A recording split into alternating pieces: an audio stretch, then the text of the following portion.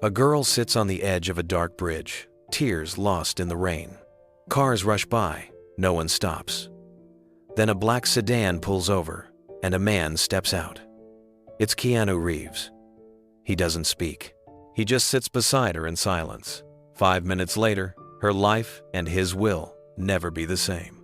Before we continue this incredible story, let us know where you're watching from.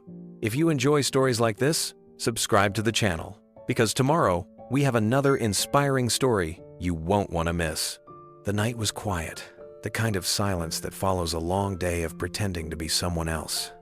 Keanu's car hummed along the wet asphalt, headlights cutting through the thin veil of rain that had begun to fall. The city stretched out behind him, fading into scattered lights and reflections in puddles. He loosened his grip on the steering wheel, feeling the weight of exhaustion settling in his shoulders. Filming had gone late again, and the studio had been filled with noise, crew chatter, cameras clicking, endless direction.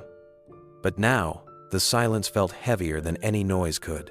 He turned down the empty stretch of road leading toward the bridge. The windshield wipers moved rhythmically, their sound oddly comforting. He had always liked driving at night.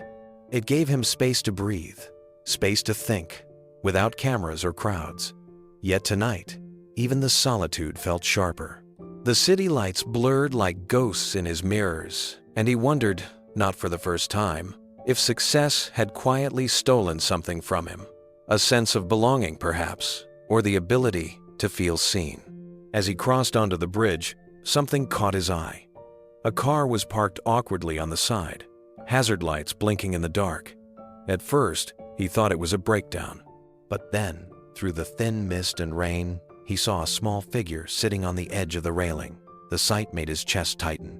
Whoever she was dangerously close to the drop, her body trembling in the wind. Her sane head was bowed, hands covering her face, shoulders shaking as though she were fighting a storm only she could feel. Keanu slowed the car without thinking. His foot hovered over the brake, mind racing. He could have kept driving, no one would have known. But something inside him refused. It wasn't curiosity, it was instinct. A quiet voice that said, "Don't leave her there alone." He pulled over carefully, cutting the engine, leaving only the faint hum of the hazard lights behind him. He sat there for a moment, staring through the rain-streaked windshield. The bridge was nearly empty, only the occasional car passing in the distance. The sound of the city was faint, muffled by the drizzle. The figure hadn't moved. Her shoes dangled over the void, inches from nothing. Keanu's heart beat harder. He'd seen pain before on movie sets, in stories, in strangers' eyes. But this was real. This was raw. He could feel it even from where he sat. Slowly, he reached for his umbrella, paused, then let it go. Maybe she didn't need protection from the rain. Maybe she needed someone who wouldn't hide behind it. He took a deep breath, opened the door, and stepped out into the cold. The sound of his boots hitting the wet pavement echoed faintly. He moved slowly, his breath visible in the cool air. Every instinct told him to speak, to say something comforting, but he didn't. He remembered what silence had once meant to him, the kind that listens. The girl's sobs carried through the drizzle. He stopped a few steps away, keeping his distance so she wouldn't startle. The smell of rain mixed with the faint metallic tang of the river below. He could hear her whispering something, words broken by tears, maybe a name, maybe a goodbye. Keanu stood there quietly, hands in his pockets, heart aching at the sound. He didn't know her story yet. He didn't know her name. But in that moment, it didn't matter. What mattered was that someone had finally stopped. The rain began to fall harder, drops pattering against the metal railings like quiet applause from the unseen city. Keanu stood motionless, watching the girl's slight frame shake beneath the soaked hoodie. The way her fingers clutched the railing made something in him ache, desperation and exhaustion woven into one fragile gesture. He didn't call out. He just stayed there, letting the moment breathe. The bridge lights flickered above them, casting broken reflections on the wet pavement. She seemed unaware of his presence, lost somewhere between memory and surrender. He took a single step closer, careful not to startle her. The scent of wet asphalt and river mist filled the air. Keanu's thoughts drifted to the countless nights he had driven home alone, wondering how many others were out there fighting silent battles. Fame had given him comfort, but also distance. He had learned that even surrounded by people, one could still feel unseen. And as he looked at the trembling girl before him, he recognized that same loneliness, the kind that gnaws quietly at the soul until silence feels easier than speaking. A gust of wind tore across the bridge, making her flinch. She wiped her face with the back of her sleeve, then froze when she noticed his reflection in the wet metal. For a second, neither of them moved. Only the faint sound of rain filled the gap between them. He raised his hand slightly, palms open, showing he meant no harm. His voice, low and calm, broke through the storm. "It's cold out here," he said softly. "You shouldn't have to face it alone."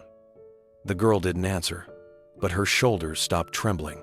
She turned her head slightly, just enough for him to see her profile young, tear-streaked, her lips trembling as though words wanted to escape, but couldn't. Keanu took another cautious step, still a few feet away. "I won't come closer," he murmured. "I'll just stay here for a bit, if that's okay."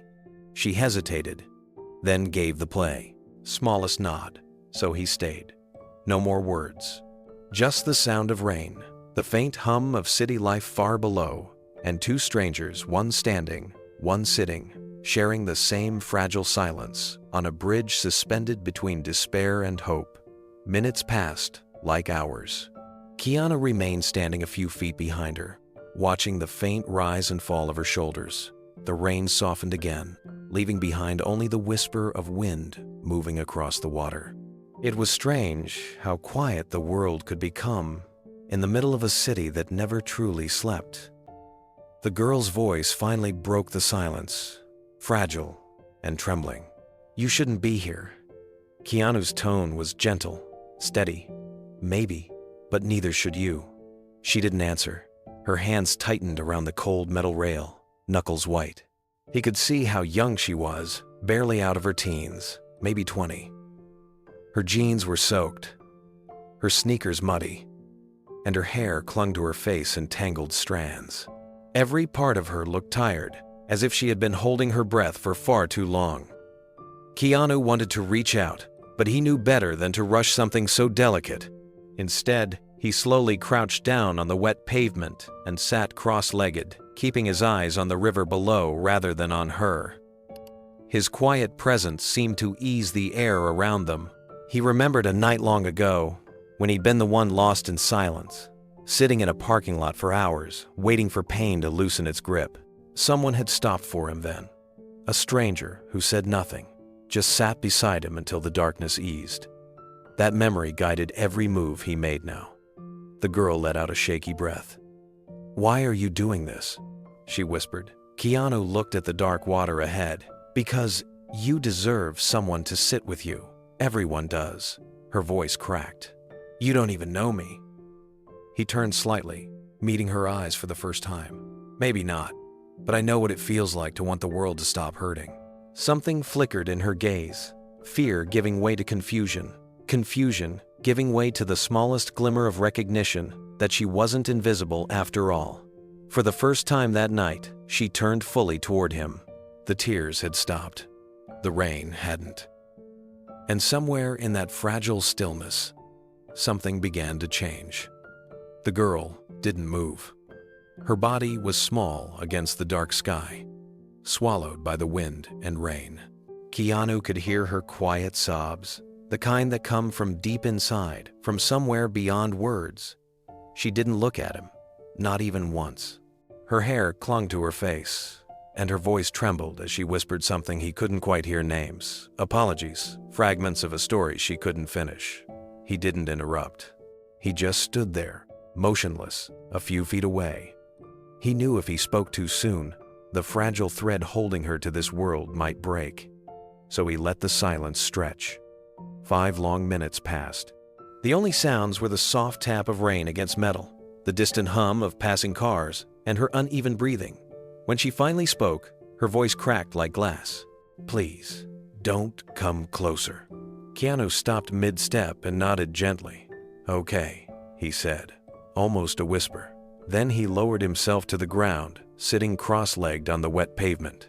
The cold seeped through his jeans, but he didn't care. He wanted her to know he wasn't leaving, that she wasn't alone. Not tonight. The girl didn't say anything after that. She just kept staring out into the blackness of the river below, her shoulders shaking from the cold. Keanu watched her carefully, his heart pounding, but his face calm. He wanted to reach out, but he knew this moment wasn't about rescuing her. It was about showing her that someone was willing to stay. He drew a slow breath, grounding himself. "You don't have to talk," he said quietly. "I'll just sit here, if that's okay." For a few seconds, she didn't respond. Then, barely audible through the rain, she nodded. The bridge between them was no longer just concrete and steel. It became something invisible, something fragile, a shared silence between two people who had both stared at their own edges before. Keanu felt the weight of that silence, but he didn't feel it. Sometimes, words only make the distance wider. He looked out at the water instead, watching the city lights ripple across its surface. Every now and then, he caught a faint glimpse of movement in his peripheral vision, her hand trembling, her breath catching. Each sound, each motion, felt like a heartbeat. The minutes stretched thin, like the rain that clung to their clothes. Keanu kept his gaze forward, letting the hum of the city below fill the silence between them. He could hear the river moving slowly under the bridge, its rhythm steady, eternal. It reminded him of time, how it never stopped for anyone, even when hearts did. The girl sniffled softly, her voice trembling. "You shouldn't waste your time," she whispered. "You don't even know me." Keanu's eyes softened. "I don't need to," he replied gently. "Sometimes you don't have to know someone to care that they're hurting." She gave a bitter laugh, short and broken. "You say that like it's easy." "It's not," he said. "It's one of the hardest things to do, to care when it would be easier to look away." Her hands tightened around the railing again, and he noticed how pale her fingers looked. Her knuckles pressed white against the metal, the same way people hold on to pain because it's the last thing that feels real. He wanted to tell her that letting go didn't have to mean falling, that it could also mean being caught. But the words stayed inside. Instead, he listened. Listening was something he had learned through his own losses. He knew how silence could speak louder than comfort. The rain began to ease, turning from a steady downpour into a mist that softened the air. She spoke again, her voice hoarse. "I'm tired. I'm just so tired. Everything I do feels pointless. I try to fix things, and they just keep breaking." Keanu shifted slightly, his tone warm and steady. "Then maybe stop trying to fix everything at once," he said softly. "Maybe tonight, you just try to breathe." Her lip quivered. "You don't understand." He looked down for a moment, raindrops sliding down his face. "I might understand more than you think." That made her pause. She turned her head slightly, just enough for him to see the side of her face. In the glow of the bridge light, he saw tears mingling with rain, the rawness of grief written across every line. He didn't look away. He wanted her to see in his eyes that there was no judgment, only recognition, one survivor seeing another. The wind cut colder as the night deepened. The city beyond the bridge glimmered within different lights, each one a tiny world moving on without them. Keanu's fingers were numb, his jacket soaked through, but he stayed still. The girl's breathing grew uneven again, her voice small and trembling, as if she was fighting something inside her that refused to be named. "People think it's just sadness," she said. "Like you can cry it out or talk it away. But it's not sadness. It's emptiness. It's when you wake up and can't remember why you should." Her words pierced through him. He remembered nights when he'd felt that same weight pressing against his chest, those dark hours when even hope felt like a stranger. He didn't interrupt her. He just nodded slowly, eyes fixed on the river below. "Yeah," he murmured. "It feels like the world goes on, and you're standing still." She blinked, surprised by how accurately he captured what she hadn't been able to say. Her voice cracked. "Yes, exactly that. Everyone keeps moving, and you're just frozen. Keanu leaned back slightly, resting against the broad, cold metal guardrail. When I lost people I loved, he said quietly, that's how it felt too. Like I'd been left behind in a place where the air was heavier. The girl turned her head fully this time, her tear-streaked face illuminated by the dim yellow streetlight above them. You lost someone? She asked, almost disbelieving. He gave a small, sad smile. A few someones, he replied. And for a long time, I thought that pain meant I was broken. But one day I realized it just meant I'd loved deeply. She bit her lip, her eyes filling again. I don't think I've ever loved anyone like that. He looked at her gently. Maybe not yet, but the fact that you feel this deeply means you have that capacity. And one day, someone will be thankful you stayed long enough to find out. For a moment, the air between them changed. The tension that had filled the space began to ease, replaced by something quieter, a fragile kind of peace neither of them had expected. The girl wiped her cheeks and whispered, "Why did you stop? You could have just kept driving." He exhaled slowly, his breath misting in the cold air. "Because I know what it's like to wish someone would stop," he said simply, "and I promised myself that if I ever saw that look in someone's eyes, I'd stop." She stared at him for a long time, as if trying to decide whether to believe him. Then, she shook her head weakly. "You don't even know me. You could be out here wasting your time on someone who's already decided." Keanu didn't flinch. "Maybe," he said, "but I've learned something. When people say they've decided, it usually means they want one reason not to." His words hung in the air, steady and sincere. She looked away again, back toward the dark water below. The rain had stopped completely now, leaving only the sound of the river and the faint buzz of a flickering light. He continued softly, "You don't have to decide anything tonight. You just have to get through this minute, then the next. That's all survival ever is." Her shoulders sagged, her fingers loosening slightly on the railing. He noticed it, but didn't move. He wanted her to make the choice, to take that breath for herself. She looked back at him, her voice breaking. "It hurts too much to keep going." He nodded slowly. "I know. But sometimes, the pain is proof you're still alive. It's not weakness, it's the sound of your heart refusing to quit." The words settled between them like warmth. The girl stared at him for a long time before whispering, "Who are you?" He smiled faintly. "Just someone who knows what it's like to sit where you are." Her lip quivered again, and for the first time, she let out something that almost sounded like a laugh. A short, startled breath that carried both disbelief and relief. Keanu smiled softly, not wanting to break the moment. "Do you mind if I stay a little longer?" he asked. She hesitated, then shook her head. "No, it's okay." So they stayed, a man and a girl, strangers bound by quiet understanding, sharing the same patch of concrete beneath a fading night sky. The bridge, once a place of endings, now felt like the fragile beginning of something else, something alive, something human. The rain had thinned into a soft drizzle, the kind that hangs in the air like a whisper.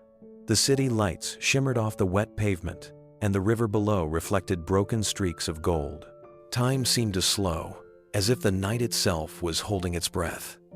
Keanu sat quietly, his eyes steady on the water. He could feel the girl's fear and exhaustion radiating beside him, like a trembling heartbeat. Then, for the first time, she looked at him. Her red-rimmed eyes widened in disbelief, and a shaky gasp escaped her lips. "You're Keanu Reeves?"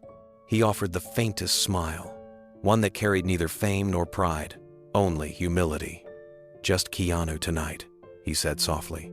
For a moment, confusion flickered across her face, followed by a sound somewhere between a laugh and a sob. "Of course it's you," she murmured. "It would be you." He tilted his head slightly. "What do you mean?"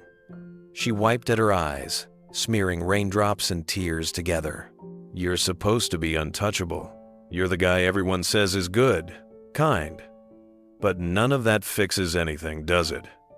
He didn't answer right away. The question wasn't meant to be answered, it was pain speaking. He could hear the hopelessness under her voice, the disbelief that kindness could still exist in a world that had taken too much from her. Finally, he said, "You look like someone who's been carrying too much for too long." Her lips trembled, and the fragile wall she had built began to crack. "I've lost everything," she whispered. "My mom died 3 months ago. My dad left when I was 9. The only person I trusted turned out to be using me. I have no one left." No one even noticed I was gone. The words fell like rain against the pavement, soft, relentless, and heavy. Keanu didn't interrupt. He listened, truly listened. Every word was a wound she had been forced to hide. He didn't rush her, didn't fill the silence with platitudes. His stillness gave her space to breathe. When her voice finally broke completely, she buried her face in her hands. "It feels like I've been screaming into a world that doesn't hear me." Keanu looked at her with deep compassion. "I hear you," he said simply, "and I'm not going anywhere." The girl, Lily, trembled as the last of her tears fell, her breathing unsteady but slowing. The sound of her name in his mind grounded Keanu somehow. He could see how fragile she was, how every part of her body seemed caught between wanting to disappear and wanting someone to stop her from doing it. She hugged her arms tightly around herself and whispered, "I used to think I was strong. I used to take care of everyone. My mom, my friends, even my boss when he fell apart. But when it was my turn to need help, everyone just vanished." Her voice was small, almost childlike. Keanu looked down, letting the words settle before answering. "That's what happens when the world takes more than it gives," he said quietly. "It makes you believe you have to do everything alone." She nodded slowly. "And when you can't, it makes you feel like you failed." He met her eyes. "You didn't fail, you survived." Her breath caught, and her chin quivered. The truth of it hit her harder than she expected. No one had ever said that to her before. For the first time in months, someone saw her not as a burden, but as someone still standing despite everything. Keanu could see her trying to steady herself, searching for the right words. "I just don't understand why it hurts so much to be alive," she said softly. "Because you cared," he replied. "And when you care, the world can break your heart in 1,000 quiet ways. But it's also the same part of you that can feel love again one day." She shook her head, tears welling again. "I don't believe that anymore." "That's okay," Keanu said. Sentence lingered in the air. Lily looked at him as if she wasn't sure she heard him right. The sincerity in his voice cut through the noise of everything she'd been carrying. It wasn't pity, it was empathy, pure and unspoken. The rain had stopped entirely now. Only the river moved, its steady murmur wrapping around their silence. For the first time, she wasn't looking down. She was looking at him. Her face was raw and human, stripped of everything but truth. In that fragile stillness, Keanu saw something shift behind her eyes, the flicker of someone who might still want to live. Lily drew in a shaky breath, her shoulders still trembling from the release of everything she had kept bottled inside. The air around them felt different now, less heavy, less final. She rubbed her palms together, as if trying to summon warmth, though what she really needed was reassurance that the world wasn't as cold as it had felt an hour ago. Keanu could sense the fragile balance of the moment. One wrong word could push her back into despair. One gentle truth could pull her toward life. He had seen this kind of pain before, not in others, but in himself. The loss, the isolation, the quiet wish for it all to just stop. It wasn't something you reasoned with. It was something you endured, minute by minute, until endurance became strength. He took a slow breath, voice calm and steady. "When my world fell apart, I thought no one could understand," he said. "I didn't want advice. I didn't even want comfort. I just wanted someone to see me, to notice that I was still here." Lily's eyes flicked toward him, searching his face for something beyond the calm exterior she'd seen in movies. There was no performance now, no mask, just a man sitting in the rain, speaking from somewhere honest. "What happened to you?" she asked carefully. Keanu didn't look away. I lost people I loved. People who made life feel full. When they were gone, the world felt hollow. I stopped answering calls. I stopped showing up.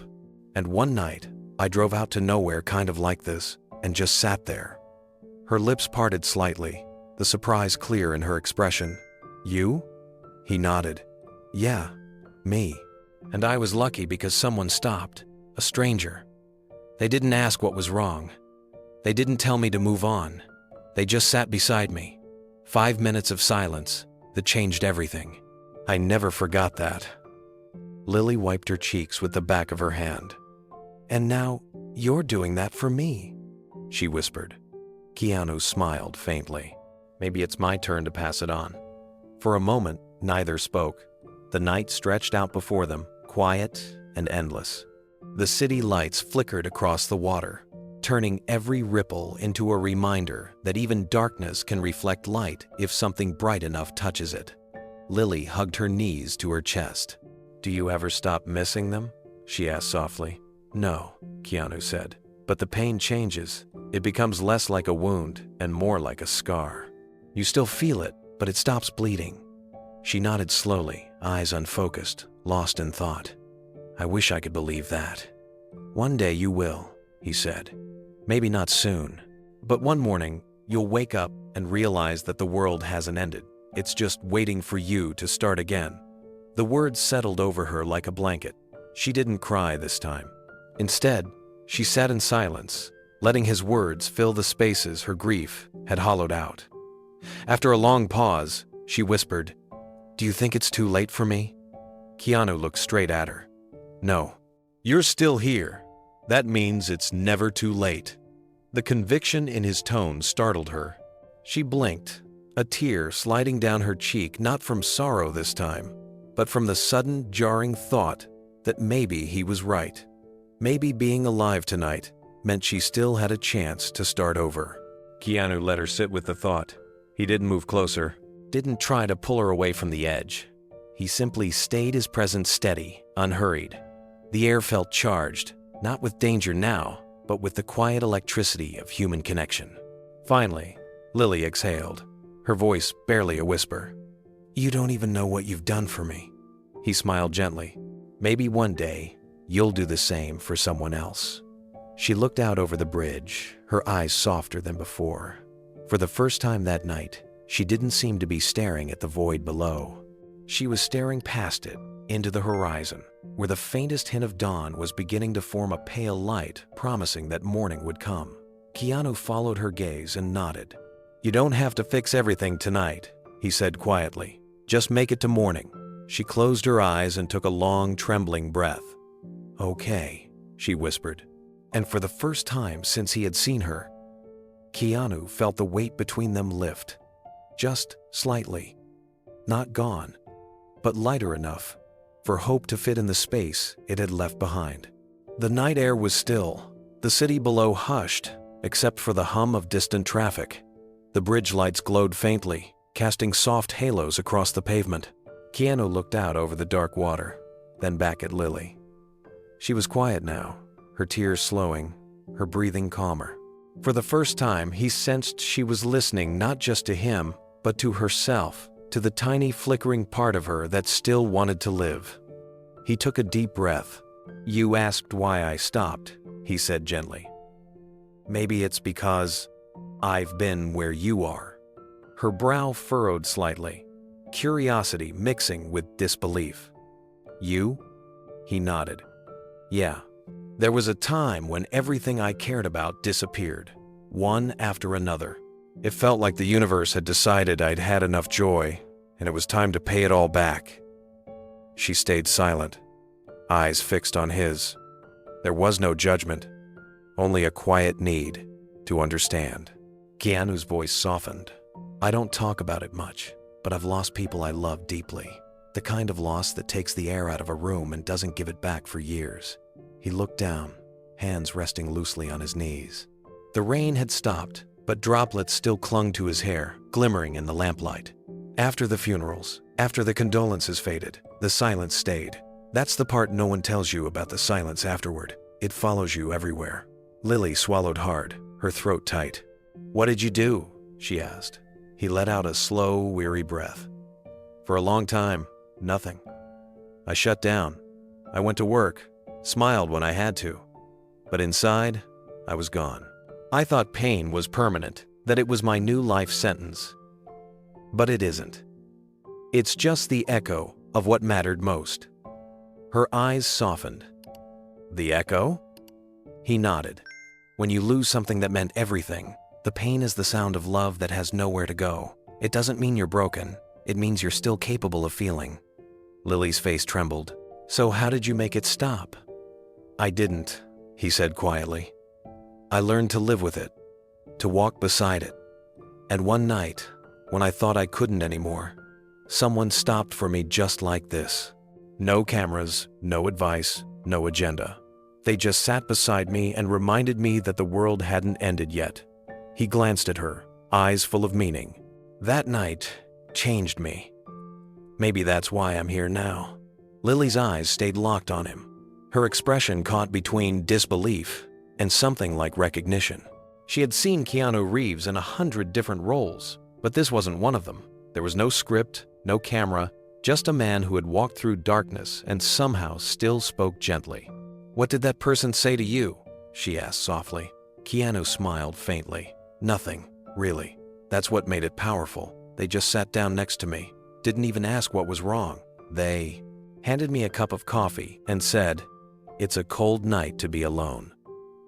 That's all." He paused, letting the memory breathe. It was such a small thing, but it broke something open in me. It reminded me that sometimes you don't need saving, you just need someone to notice you exist. Lily's eyes glistened again. "That sounds kind of impossible, that something so small could change everything." "It doesn't feel small when your world's falling apart," he said. "That moment was the first time I realized I wasn't invisible. And when you feel seen again, even for a minute, it can keep you alive long enough to see another sunrise." He could tell she was trying to absorb every word, like someone starved for understanding. The wind picked up slightly, brushing her damp hair across her face. Keanu continued quietly. "Pain has a way of convincing you it's endless. It whispers that no one can help, that no one cares. But pain lies. It wants to keep you alone, so it can grow stronger." Lily nodded slowly, her voice a whisper. "That's exactly how it feels." He met her gaze. "That's how it felt for me too. But I learned something about pain. It's loudest right before it fades. You just have to stay long enough to hear it quiet down." She let out a shaky breath, her arms wrapping around herself again. "I wish I had your strength." He shook his head. "You have it. You're here, aren't you? That means you've already fought every second leading up to this one, and you're still fighting." Her lips parted, but no words came. She looked at him differently now, not as a movie star, not as a stranger, but as someone who had survived the same storm. Keanu leaned back slightly, his eyes on the horizon. "Maybe it's my turn to sit on the bridge," he said softly. "Someone once sat for me. Now it's my turn to pass that on." Lily stared at him, silent tears slipping down her cheeks.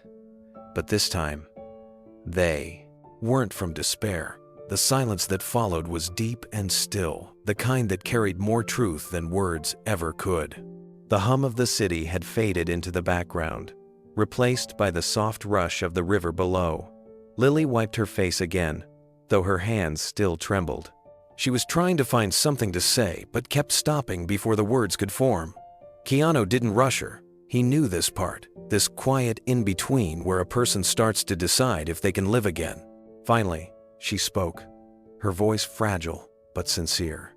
"Did you ever hate the world for what it took from you?" He took a slow breath. "For a while, yes, I was angry.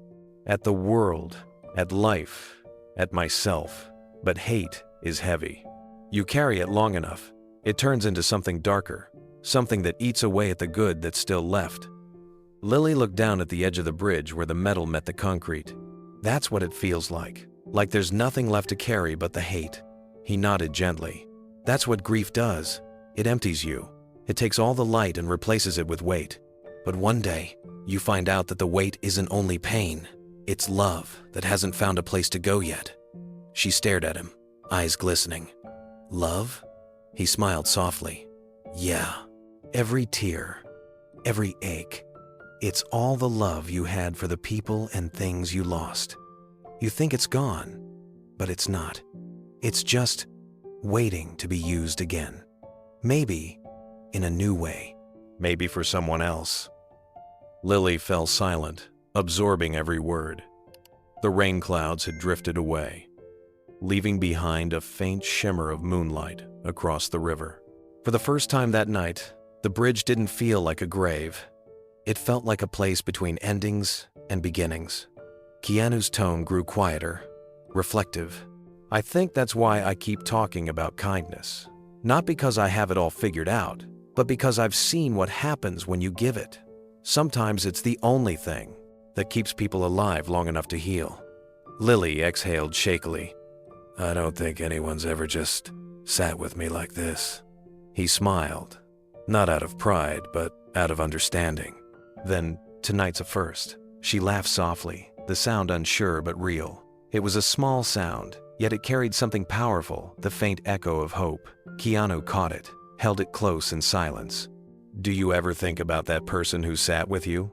She asked. All the time, he said. They never told me their name. They didn't need to. I think of them every time I pass someone who looks lost. Every time I see a person alone on a sidewalk, or someone crying in their car. That moment never leaves you. It becomes part of who you are. Lily nodded slowly, looking back at the city skyline. Maybe that's why you were here tonight. Maybe, he said quietly. Or maybe it's because you were. Her lips parted slightly, as though she wanted to respond, but she couldn't. The words weren't necessary. The look they shared said enough. The world around them felt still again, but this time it wasn't suffocating. It was peaceful. Lily's shoulders had relaxed, and the edge of the bridge no longer seemed like the edge of her life. Keanu leaned forward slightly, his voice almost a whisper. When I lost hope, someone stayed. Now it's my turn. Maybe that's all any of us can do, stay for one another, just long enough for the light to return.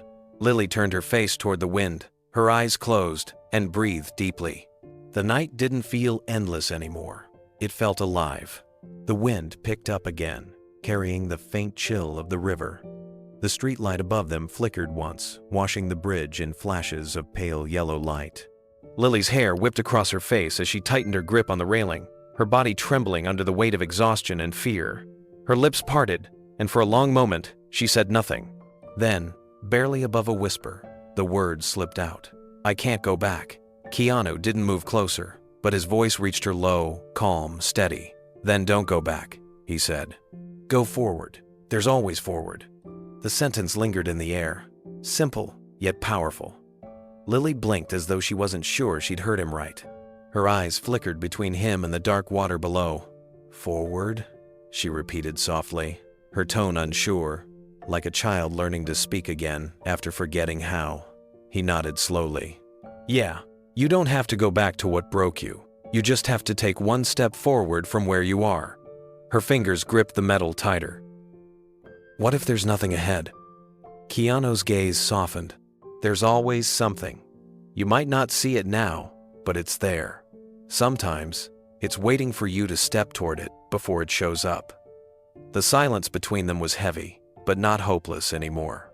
Lily looked down at the water one last time, her reflection shimmering in the restless current. She whispered, I'm scared. Keanu's voice was steady. That's okay, so was I. She turned her head, eyes meeting his. The honesty in his tone broke something inside her, not in pain this time, but in relief.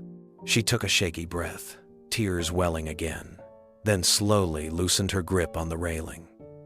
Keanu extended his hand. He didn't rush, didn't plead.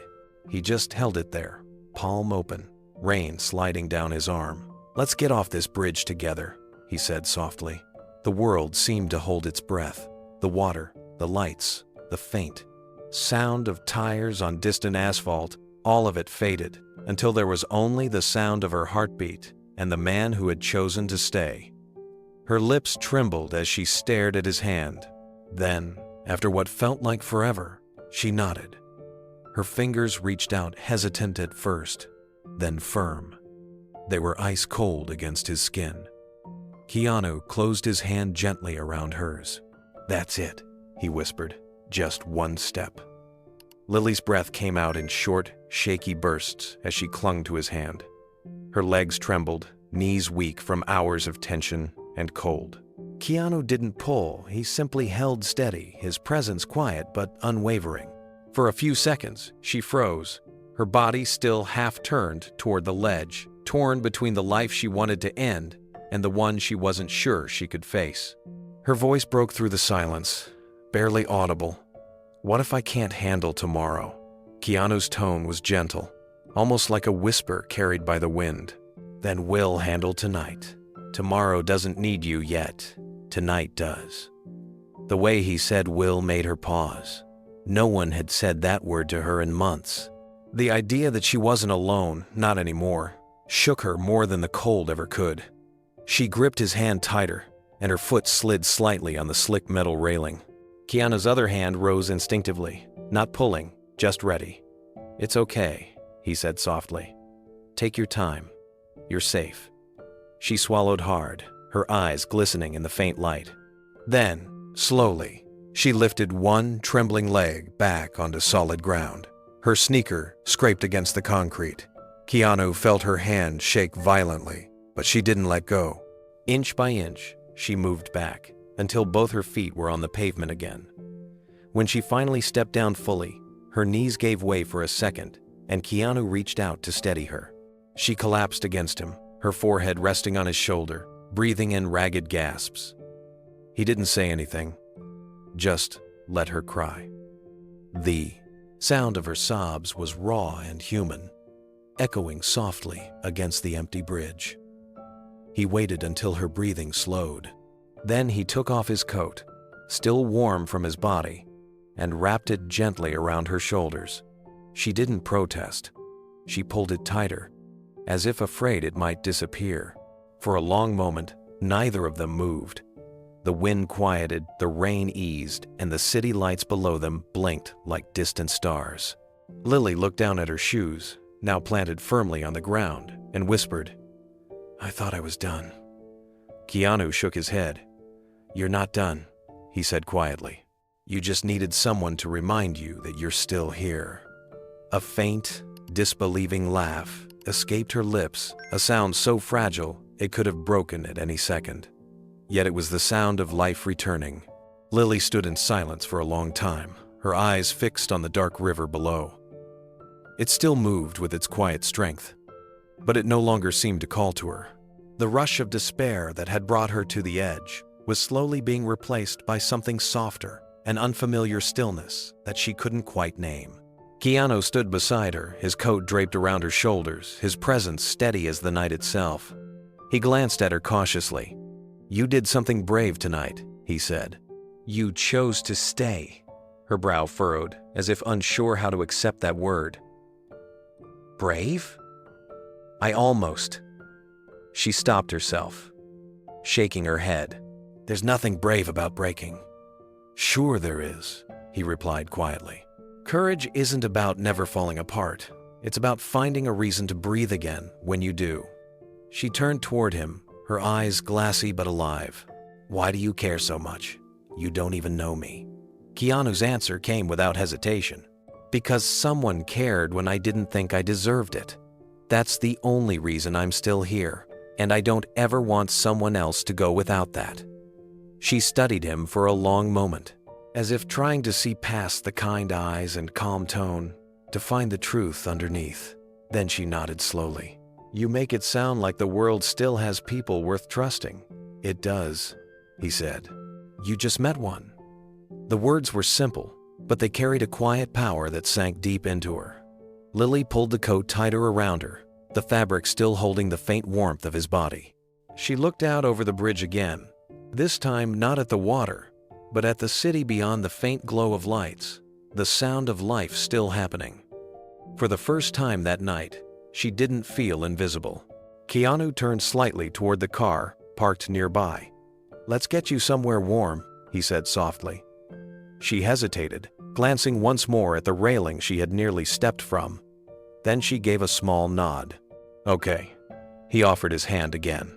And this time, she took it without fear. They walked slowly across the bridge, the pavement glistening under their feet. The night felt different now, not as heavy.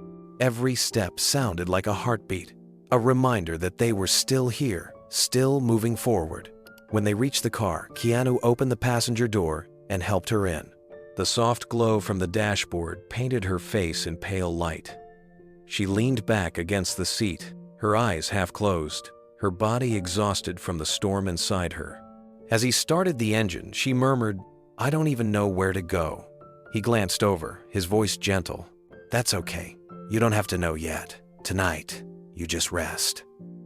She nodded slowly, watching the rain streak across the windshield as the wipers moved in rhythm. Outside, the city stretched ahead, a maze of lights and second chances. Keanu drove carefully through the empty streets, his focus not on the road, but on the fragile sense of calm that had begun to settle between them. Beside him, Lily's breathing evened out. The faint tremor in her hands was gone. She looked out the window, then back at him. "Thank you," she whispered, "for stopping." He smiled faintly, eyes on the road. "Someone once stopped for me. I guess it was my turn." As the car disappeared into the soft rain, the bridge behind them stood quiet and still.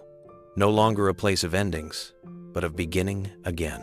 The heater clicked softly as warm air drifted through the car. Lily sat curled in the passenger seat, Keanu's coat around her shoulders, eyes still red and glassy. Streetlights slid across the windshield in slow bands of gold, each one passing like a quiet breath.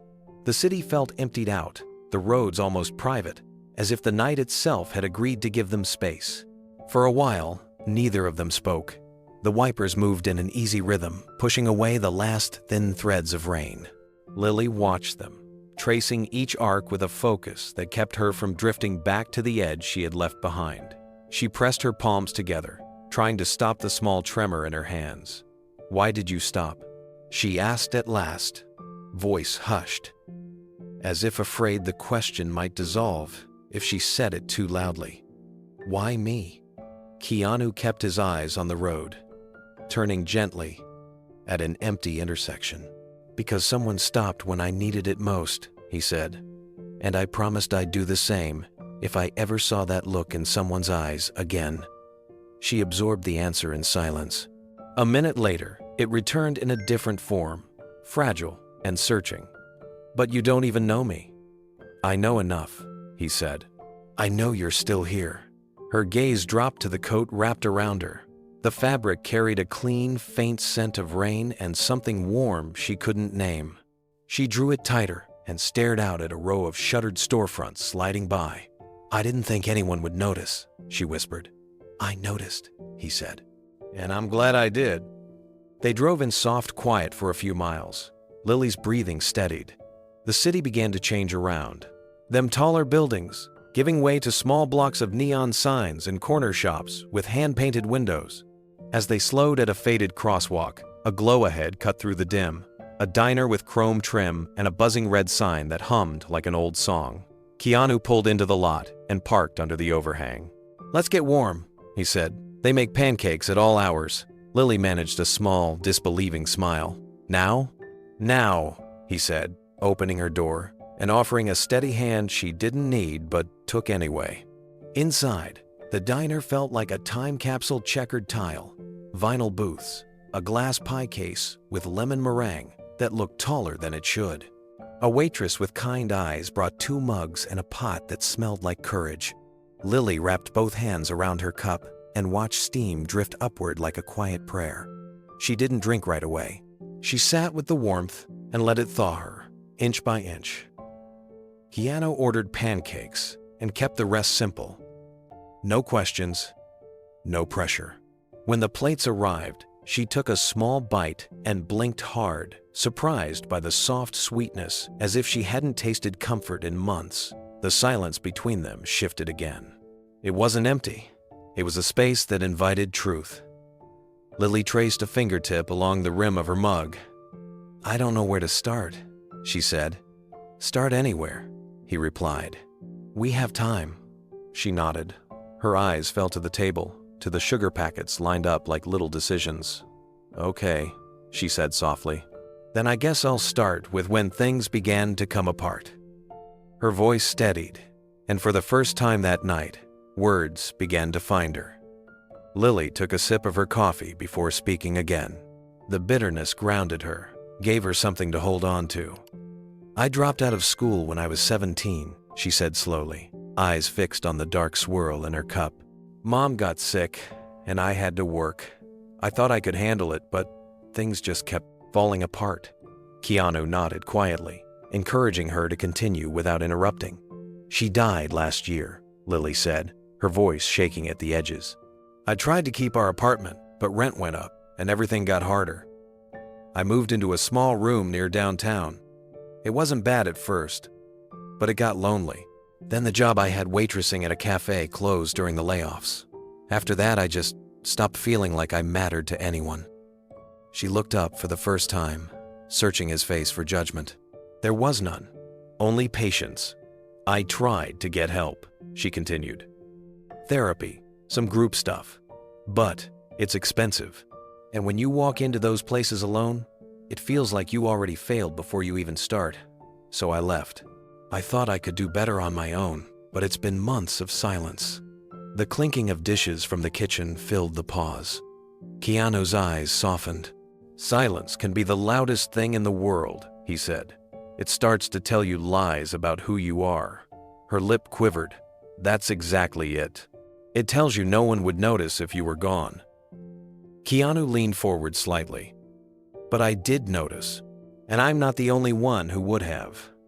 Lily looked down again, blinking away tears. "You make it sound simple."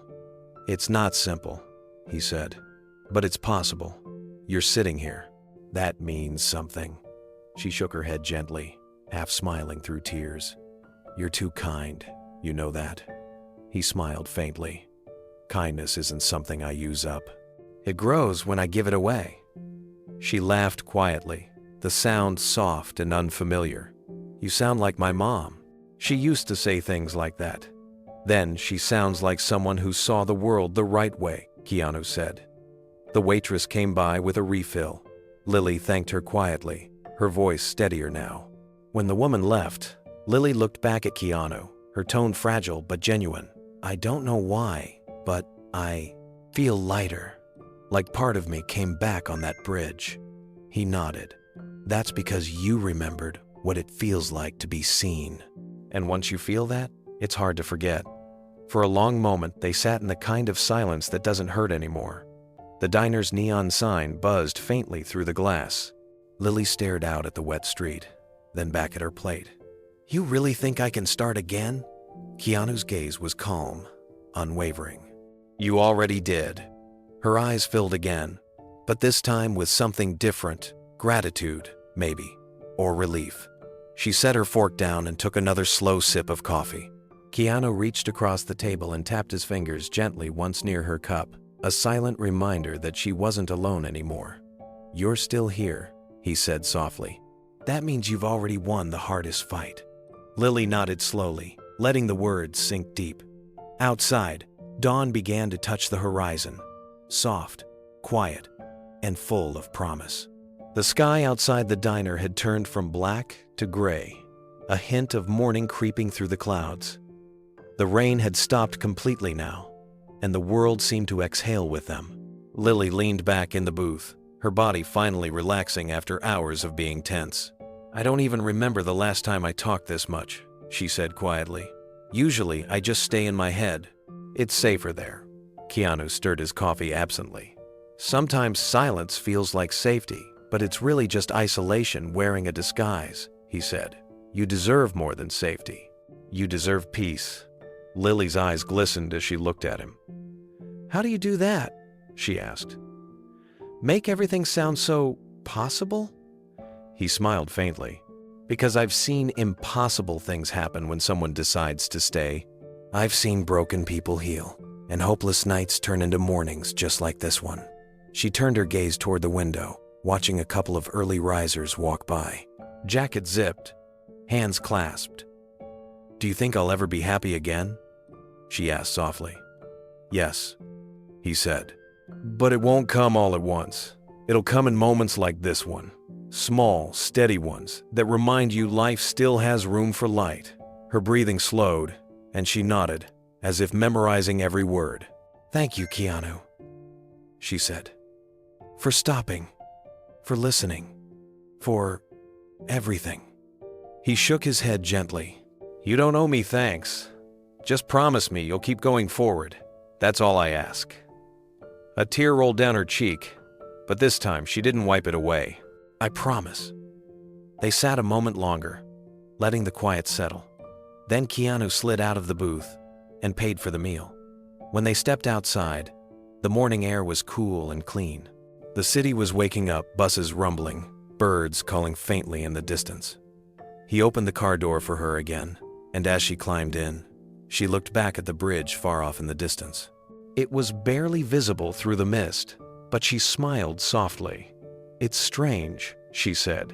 "That place doesn't scare me anymore." Keanu returned the smile. "That's because you left the fear there," he said. As the car pulled away, dawn broke fully across the horizon, an unspoken promise that the hardest night was over. The morning sky was pale blue by the time they pulled up outside a quiet cafe near downtown. The streets were beginning to stir with life delivery trucks rumbling past, early risers walking dogs, the faint smell of fresh bread drifting through the air. Lily sat quietly in the passenger seat, her hands clasped around Keanu's coat, as if afraid letting go might undo everything that had just happened. He parked near the curb and turned off the engine. "You should get some rest," he said softly. "There's a friend of mine who runs a youth outreach center a few blocks from here. They have extra rooms. It's warm, it's safe, and they help people get back on their feet." Lily shook her head immediately. "I can't. I don't want charity." Keanu's tone remained calm, but his eyes held steady. "It's not charity," he said. "It's kindness. They're different things." She frowned, her voice uncertain. "What's the difference?" "Charity is given from above," he explained. "Kindness is shared between equals. You've fought to survive, Lily. That deserves respect, not pity." Her eyes glistened. "I don't even know if I can start over," she whispered. "You don't have to start over today," he said. "You just have to rest. That's the first step forward." She looked out the window, her reflection caught against the morning light. The world outside felt distant, unfamiliar, like something she no longer belonged to. And yet, sitting there beside him, she felt something she hadn't felt in months, possibility. Keanu reached for his phone and dialed a number. "Hey, it's me," he said when the call connected. His voice softened, familiar warmth replacing the usual stoicism. "Do you still have space at the center? There's someone who could use a place to stay." A pause, then a gentle smile tugged at his lips. "Thank you, man. I'll bring her by." He hung up and turned back to Lily. "They're expecting you. No questions, no forms tonight. Just a bed, a meal, and people who care." Lily looked overwhelmed, tears threatening again. "I don't know how to thank you." "You don't need to," he said quietly. "Just keep walking forward." She pressed her lips together, nodding slightly. The words "forward" and "safe" rolled through her mind like new languages she was just beginning to learn. Keanu reached into the glove compartment and pulled out a small notepad. He tore a sheet carefully and wrote something down, his handwriting steady and simple. "Here," he said, holding it out to her. Lily took the paper, eyes darting to the words. It was a phone number, his. "If you ever need someone to remind you how strong you are," he said softly, "call this." Lily turned the folded paper in her hands, tracing her thumb over the ink. It felt unreal, someone like him giving her a number, trusting her with it. Her voice broke the quiet. "Why would you do this for me?" Keanu looked ahead, watching the sun stretch its first light across the street. "Because people did it for me," he said, "and because it matters. When you help someone find their way back, it reminds you that life still makes sense." She shook her head, eyes wet again. "I don't think I could ever do what you just did." "You already did," he said softly. You reached for my hand tonight. That was your part. Lily's throat tightened. The idea that she'd done something right, that she had taken a step worth acknowledging, felt foreign. For months, she had defined herself by everything she couldn't fix. Now, a stranger's quiet voice was teaching her to measure her worth by what she survived. Keanu started the car again and drove toward the outreach center. The roads were beginning to fill with morning commuters, but inside the car, the air remained calm. The tension that had once gripped her body seemed to have loosened. She leaned back slightly, letting the soft hum of the engine soothe her. When they arrived, the building looked modest brick walls, a mural of hands reaching for one another painted across the side. The front door was propped open. Inside, faint music played, and the smell of coffee and toast drifted out into the morning. Lily hesitated at the entrance. It looks nice, she said quietly. It is, Keanu said. You'll be safe here. A woman stepped out, middle-aged with kind eyes and a bright scarf around her neck. You must be Lily, she said warmly. We've got a room ready for you. Lily looked at Keanu, uncertain. He nodded gently. It's okay. Take your time. Her eyes darted between him and the open door. Will I see you again? Keanu hesitated for a beat before answering. That's up to you. Her lips trembled, a fragile smile tugging at the corners. Then maybe I will. He smiled back. Good. Lily stepped forward, then paused. She turned and hugged him suddenly, arms tight around his shoulders, as if afraid that letting go might erase everything that had just happened. Keanu froze for half a second, then hugged her back, carefully steady, real, human. Thank you, she whispered.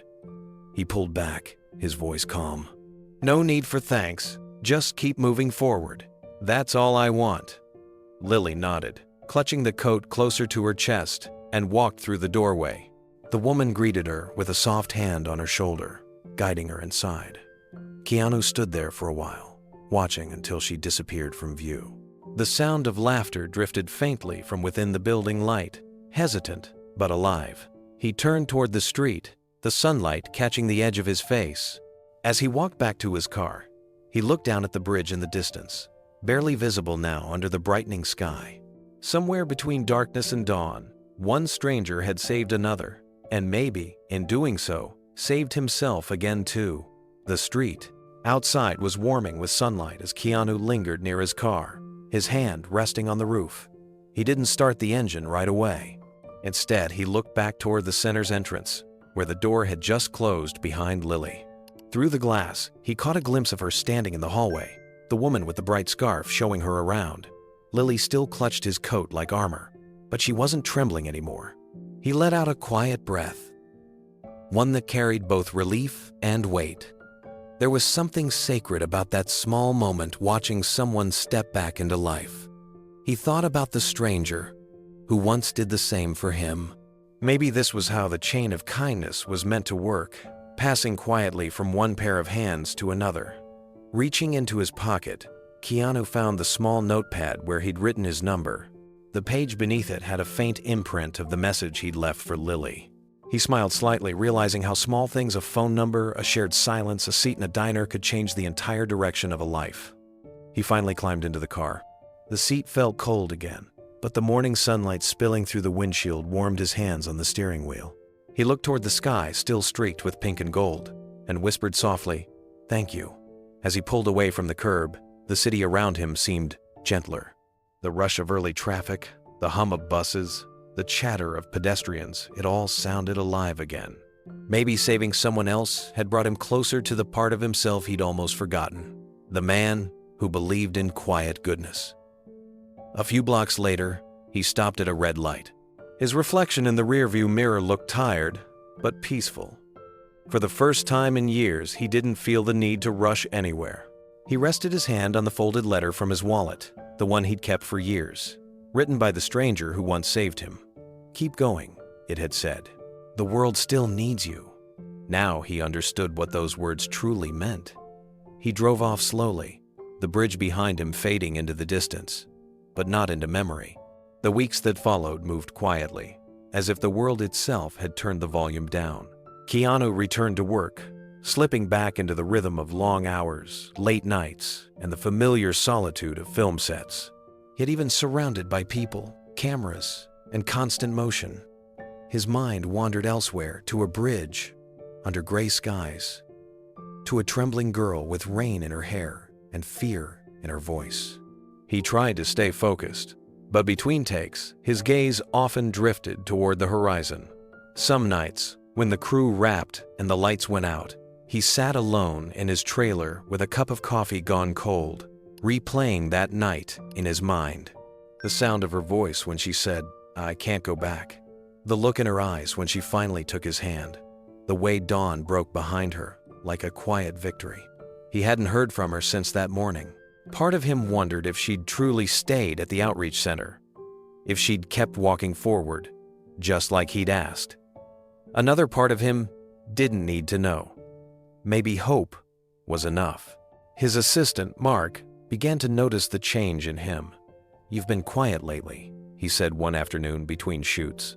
Keanu smiled faintly. "Just thinking," he said. "That bridge night still on your mind?" He didn't answer directly. "Some things stay with you," he replied. "And maybe they should."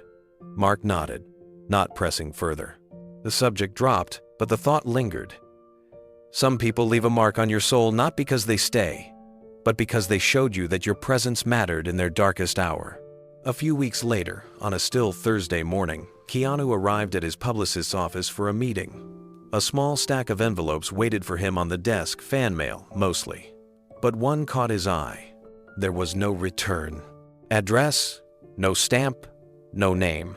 Only 5 words written across the front in uneven handwriting. "To the man on the bridge." He stared at it for a long moment before picking it up. The paper was slightly wrinkled, the ink faintly smudged as if touched by rain. He turned it over carefully, then opened it with quiet hands. Inside was a single folded sheet of plain white paper. He unfolded it slowly. In the center, written in the same unsteady script, were 10 words that made his breath catch. Keanu read the words again, his eyes tracing the faint lines until the letters blurred. It wasn't signed, but it didn't have to be. He could still see her face in the dim bridge light, the hesitation in her eyes when she chose life, the trembling way she whispered "okay" before stepping down. He knew instantly it was from Lily.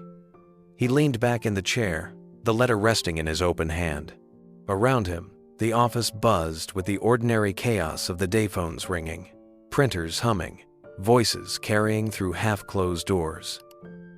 Yet inside that small envelope was silence. A silence so powerful it drowned out everything else. Mark knocked lightly on the doorframe. "Everything all right?"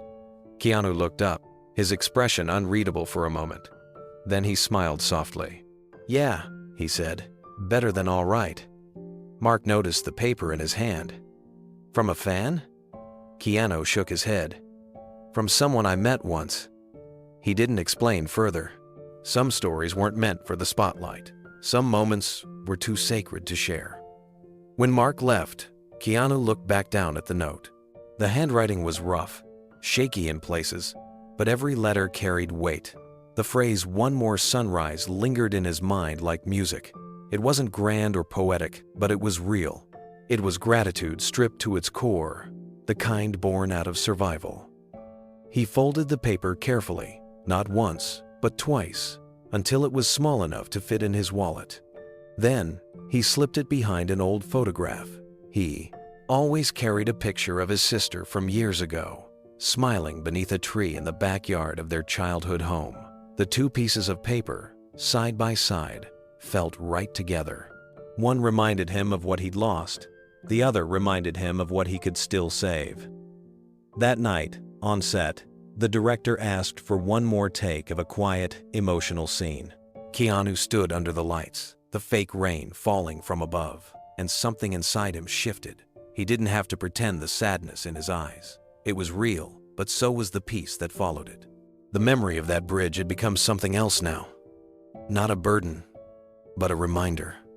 When the scene ended, the crew applauded softly. Keanu nodded once, but his mind wasn't on the performance. It was on a girl somewhere out in the world, alive, breathing, chasing her own sunrise. After filming, he walked alone to the parking lot, the city lights flickering around him. He sat in his car for a while before starting the engine, holding the steering wheel loosely, the faint hum of the night all around him.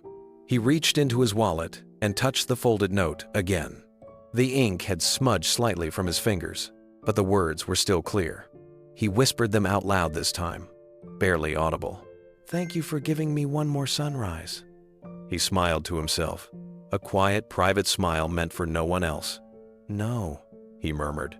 "Thank you for reminding me why I stop." He turned the key, the engine rumbling to life. As he drove through the empty streets, the first light of dawn began to rise behind the buildings. The sun broke through the gray clouds, flooding the world in pale gold.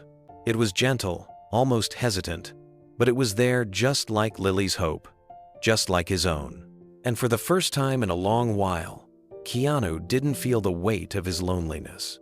Instead, he felt connected to the stranger who once saved him, to the girl who found her way back, and to the world that kept offering chances for grace, even in silence. He glanced once more at the rising sun and whispered, "We made it." A full year had passed since that cold, rainy night on the bridge. Time had moved forward quietly, as it always does, carrying both memory and meaning along with it. Keanu's days had returned to their usual rhythm film shoots, long flights, interviews. But underneath it all, there remained a stillness he hadn't felt before. Something inside him had changed. Whenever he spoke at events about empathy or kindness, he found his words carried a different weight now. He no longer spoke from theory or belief. He spoke from experience. He had seen what a few minutes of silence and presence could do. He had seen how close despair and hope could stand beside each other, divided only by a single act of care. One morning, while reading through his emails, Keanu's publicist mentioned a charity gala being hosted in Los Angeles. It was a fundraiser for mental health awareness, organized by a nonprofit that helped young adults facing trauma and isolation. The invitation caught his eye. He agreed to attend quietly, without fanfare, as just another supporter among many. The evening of the event arrived with soft light and quiet anticipation. The hall was elegant, yet understated white drapes, warm lighting, and a small stage lined with chairs for the speakers. Keanu arrived early and took a seat near the middle of the audience. No one seemed to notice him at first, and he was grateful for that. He wasn't there to be seen.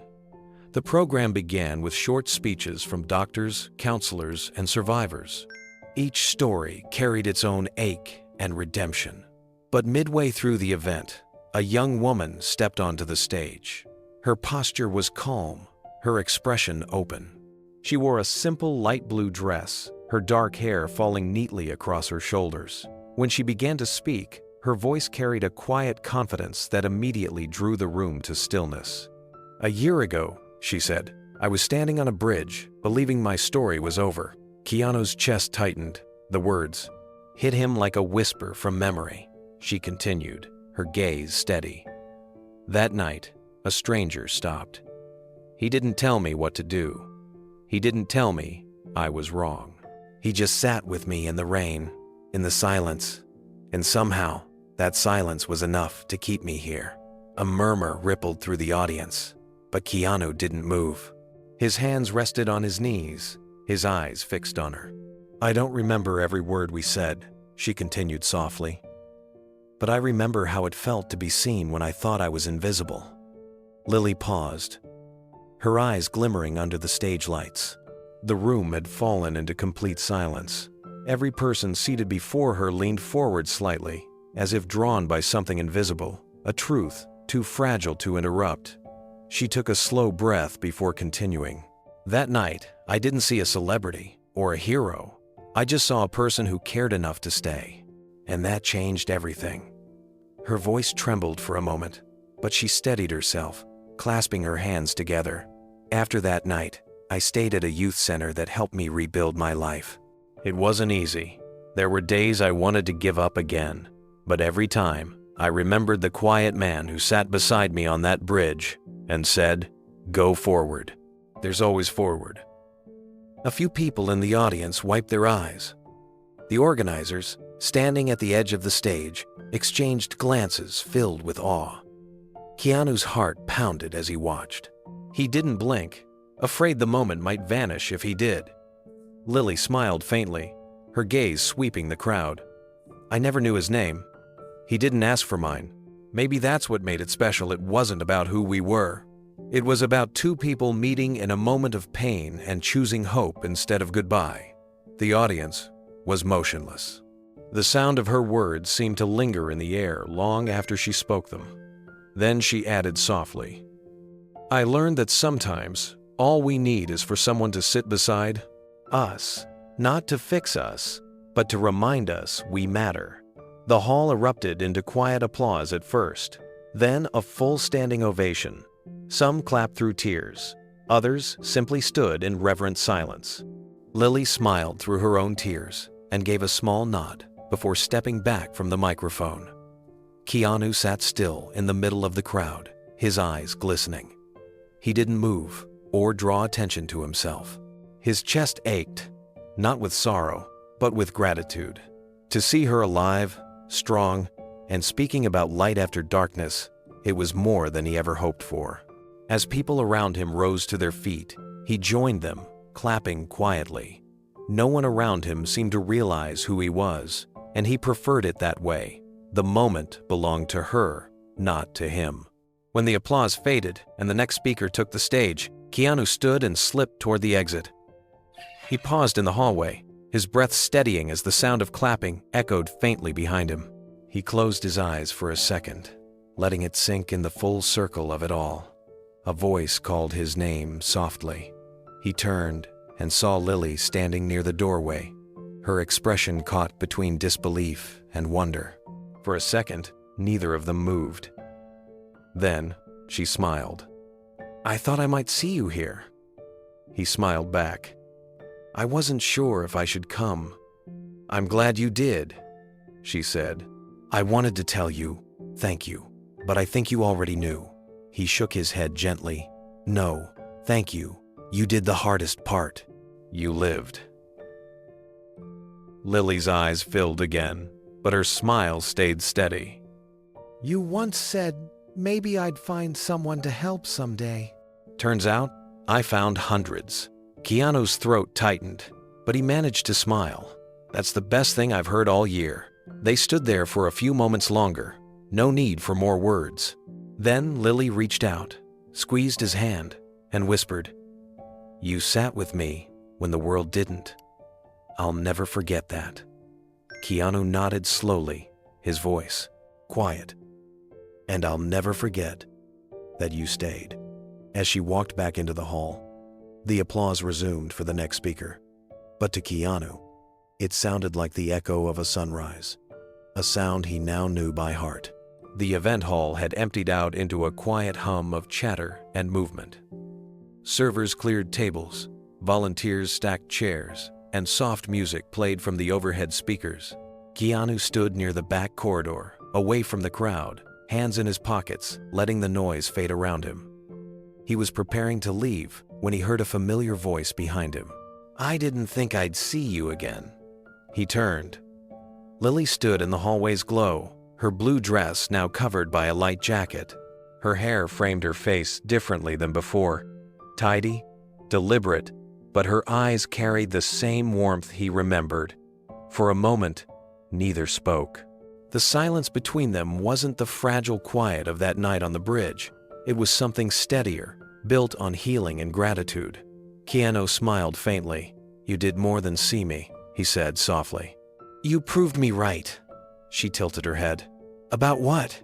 "That forward exists," he said, "and that people really can come back from the edge." Her expression softened. "It wasn't easy." "I didn't think it would be," he replied. "The hard part is what makes it worth it." Lily took a step closer, her voice steady. "I wanted to tell you something. I didn't get the chance on stage." He nodded for her to continue. "I'm working at the same youth center you took me to. she said. I started volunteering a few months after that night. At first, it was just helping in the kitchen or talking to people who came in.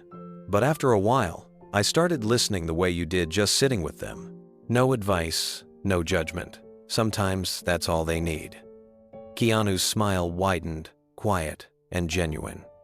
That's the work that matters most. The kind that doesn't need an audience. She nodded. It changed me. I used to think I was broken, but helping other people made me realize maybe I was just being reshaped into something else. Keanu looked at her with quiet pride. You turned your pain into purpose. That's real strength. Her eyes glistened, though she didn't cry. She just stood there, taking in the words, letting them land in the place that had once been hollow. I still have hard days, she admitted, but now when they come, I tell myself to go forward, just like you said. He smiled again, his voice almost a whisper. Then you remember the most important part. Lily took a small step closer, her voice lowering. There's something else I didn't tell you, she said. A few months ago, I got my certification to be a youth counselor. Now, I work full-time with at-risk teens. Most of them come from broken homes or foster care, just like I did. Keanu's eyes brightened. You're helping the ones who need it most. She nodded. I remember what it felt like to believe no one cared. So now, when I see that same look in someone's eyes, I know exactly what to do. I sit beside them. I stay quiet until they're ready to talk. And when they finally ask, why are you helping me? I tell them because someone once stopped for me when no one else did. For a moment, Keanu couldn't speak. Her words mirrored his from that night on the bridge, almost exactly. The full circle of it all struck him with quiet force. You're continuing the chain, he said finally. That's how the world changes, one person choosing not to walk away. Lily smiled softly, her eyes glimmering in the low light. I guess I just wanted to make that moment mean something. To prove that night mattered. He shook his head gently. It already did. You're the proof. The hallway around them had emptied, leaving only the faint hum of fluorescent lights and the soft echo of voices from the main hall. It was just the two of them. Now, two lives, connected by a night that neither would ever forget. Lily looked down at her hands, fingers tracing the bracelet on her wrist. Sometimes I still go back to the bridge, she said quietly. Not because I'm sad, but because it reminds me of how close I came to missing everything I have now. It's peaceful there in the mornings. I sit for a few minutes and say thank you to whoever's listening. Keanu's throat tightened. Maybe I'll visit again too, he said. It's a good place for reflection. Their eyes met again, and something unspoken passed between them, recognition, gratitude, and the deep understanding of two souls who had met at the brink of despair and walked away changed. Lily's tone softened. You know, people always ask me who the man on the bridge was. They think it must have been some miracle or a guardian angel. He chuckled lightly. Maybe it was just timing. She smiled. No, it was humanity. That's rarer than miracles. The sincerity in her voice silenced him. He didn't know what to say to that, so he just nodded, humbled. A moment later, Lily reached out and placed a hand on his arm. Thank you for staying that night, she said. You didn't have to, but you did. You sat beside someone who was ready to disappear, and because of that, I learned how to live. I remembered why I believe in people again. She stepped forward and wrapped her arms around him.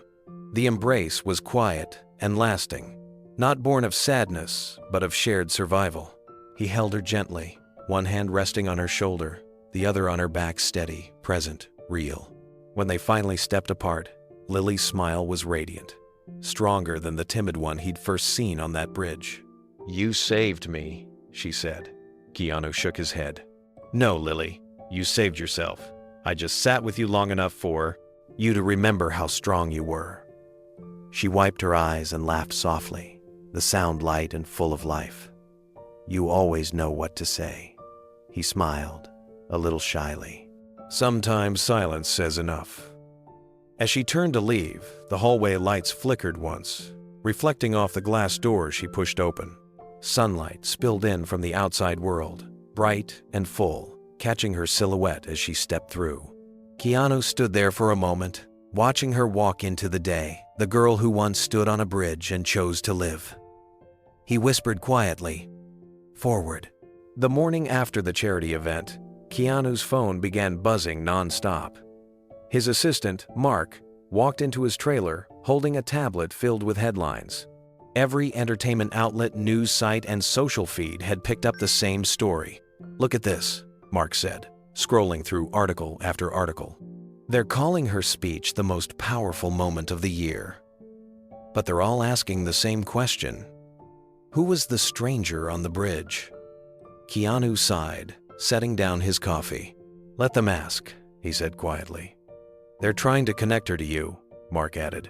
"They've already noticed you were there last night. The organizers mentioned your name on the guest list." Keanu leaned back in his chair, thoughtful. "Then they'll probably call soon." He wasn't wrong. By noon, his publicist had forwarded half a dozen interview requests, talk shows, magazines, even a documentary crew.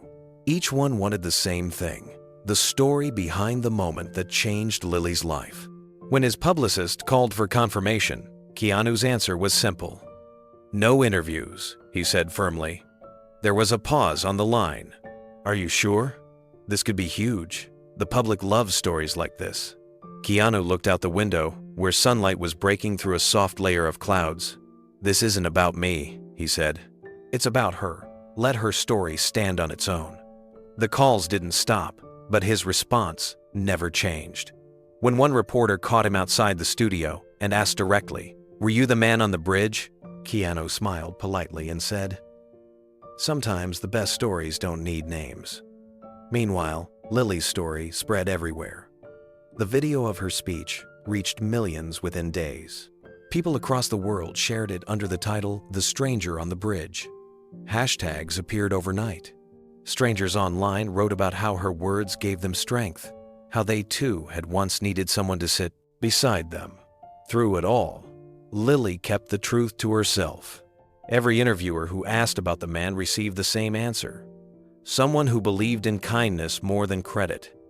When a journalist pressed her further, suggesting that she must have known who he was, Lily smiled and said, "Does it matter?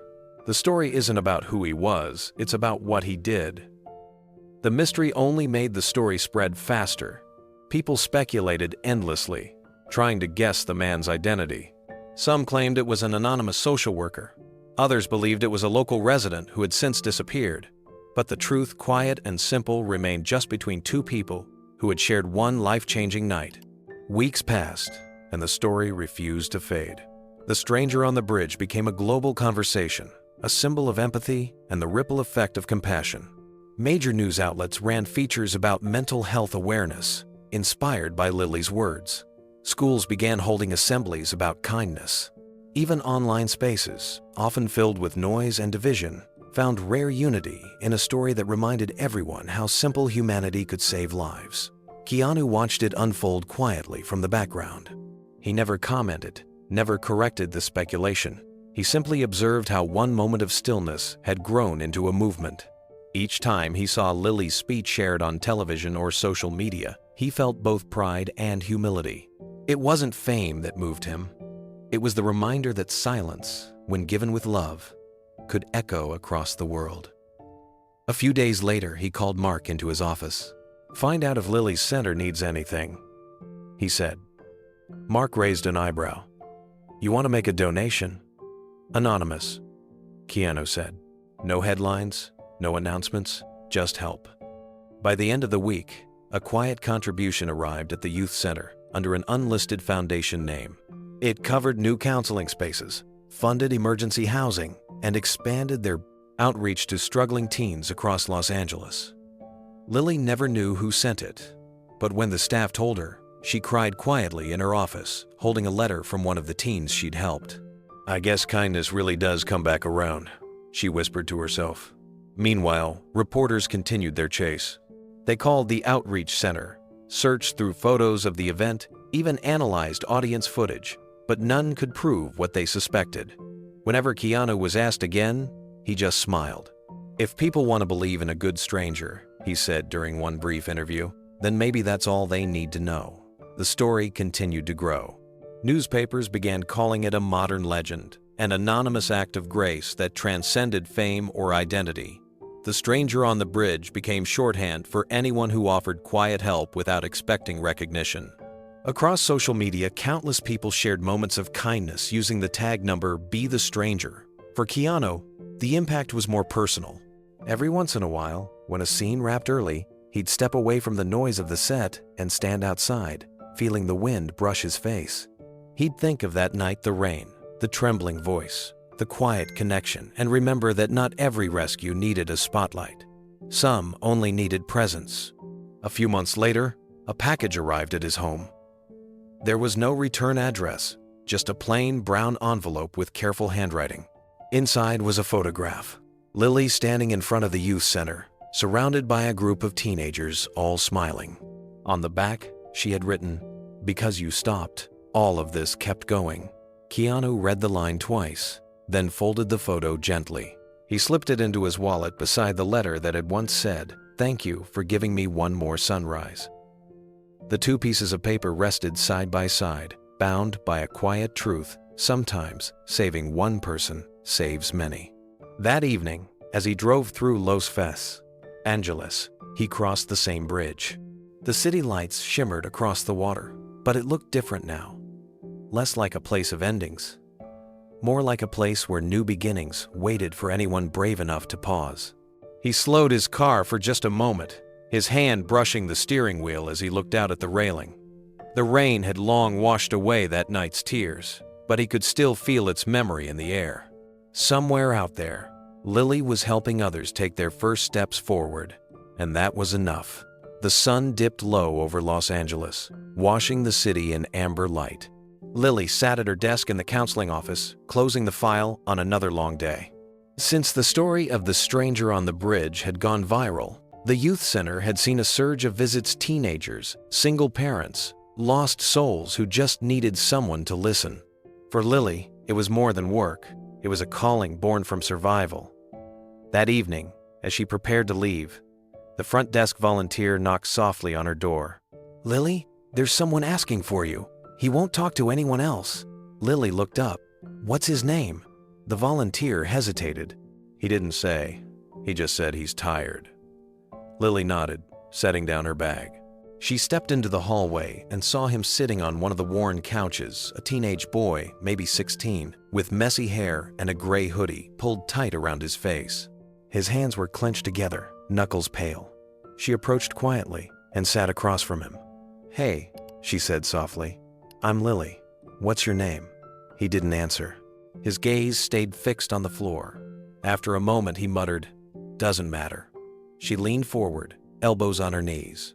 "Maybe not to everyone, but it matters to me." He looked up briefly, eyes sharp with exhaustion. "You don't even know me." Lily smiled faintly. "I didn't know the person who saved me either." That caught his attention. His brow furrowed. "Saved you?" "Yeah," she said. "Once, when I thought my story was over." He stared at her for a moment, suspicion and curiosity battling behind his tired eyes. "You mean like you were gonna?" Lily nodded gently. "Yeah." Silence settled between them, heavy but not unbearable. The boy looked away again. "It's too late for me," he said quietly. She shook her head. "It's not. It just feels like it is." He stood abruptly, pacing near the wall. "You don't get it. I'm done. Everyone says it gets better, but it never does. I just want it to stop." Lily took a breath. His voice echoed her own from a year ago. She remembered the weight of those words, how final they had felt, and how one stranger's patience had changed everything. "Come with me," she said softly. "Just for a walk." He hesitated. "Where?" "Someplace quiet," she said. "You don't have to talk. Just walk with me." After a moment of silence, he nodded. She grabbed her jacket and led him outside into the cooling evening air. They walked in silence through the dim streets until the path curved toward a familiar shape rising in the distance: the bridge. The sun had slipped completely beyond the skyline when they reached the bridge. The city lights shimmered against the water below, the same way they had on that night when Lily had stood there alone. Now, standing at the edge again, she felt a strange peace, like she was meeting an old version of herself and finally forgiving her. The boy stopped a few feet away, his hands shoved into his hoodie pockets. "Why here?" he asked quietly. Lily leaned against the railing. "Because this is where someone once saved me," she said. "And I think maybe it can save you too." He frowned. "You mean you were really gonna jump?" She nodded, eyes tracing the reflection of the streetlights on the rippling water. "Yeah. I didn't think I had anything left to live for, but a man stopped that night. He didn't ask questions, didn't lecture me. He just sat beside me while I cried. For 5 minutes, neither of us said a word. And in that silence, I realized something. I wasn't invisible." The boy's eyes flickered. "He just sat there?" Lily smiled softly. "Sometimes that's enough."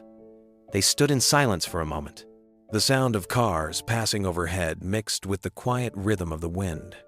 She could feel his breathing start to slow, the tension in his shoulders beginning to ease. Finally, she said, "You know, I thought pain meant I was weak, but now I see it meant I cared. I cared about people who left, about dreams that broke, about life that hurt too much to hold. But caring, that's the proof you're still alive." The boy's lips trembled. "What if I can't fix anything?" "Then you don't fix it," she said. "You survive it. One day, you'll look back and realize that surviving was the bravest thing you ever did." He turned away from the railing, his eyes glistening. "I don't know how." Lily reached out and placed a hand on his shoulder. "You already started. You showed up tonight."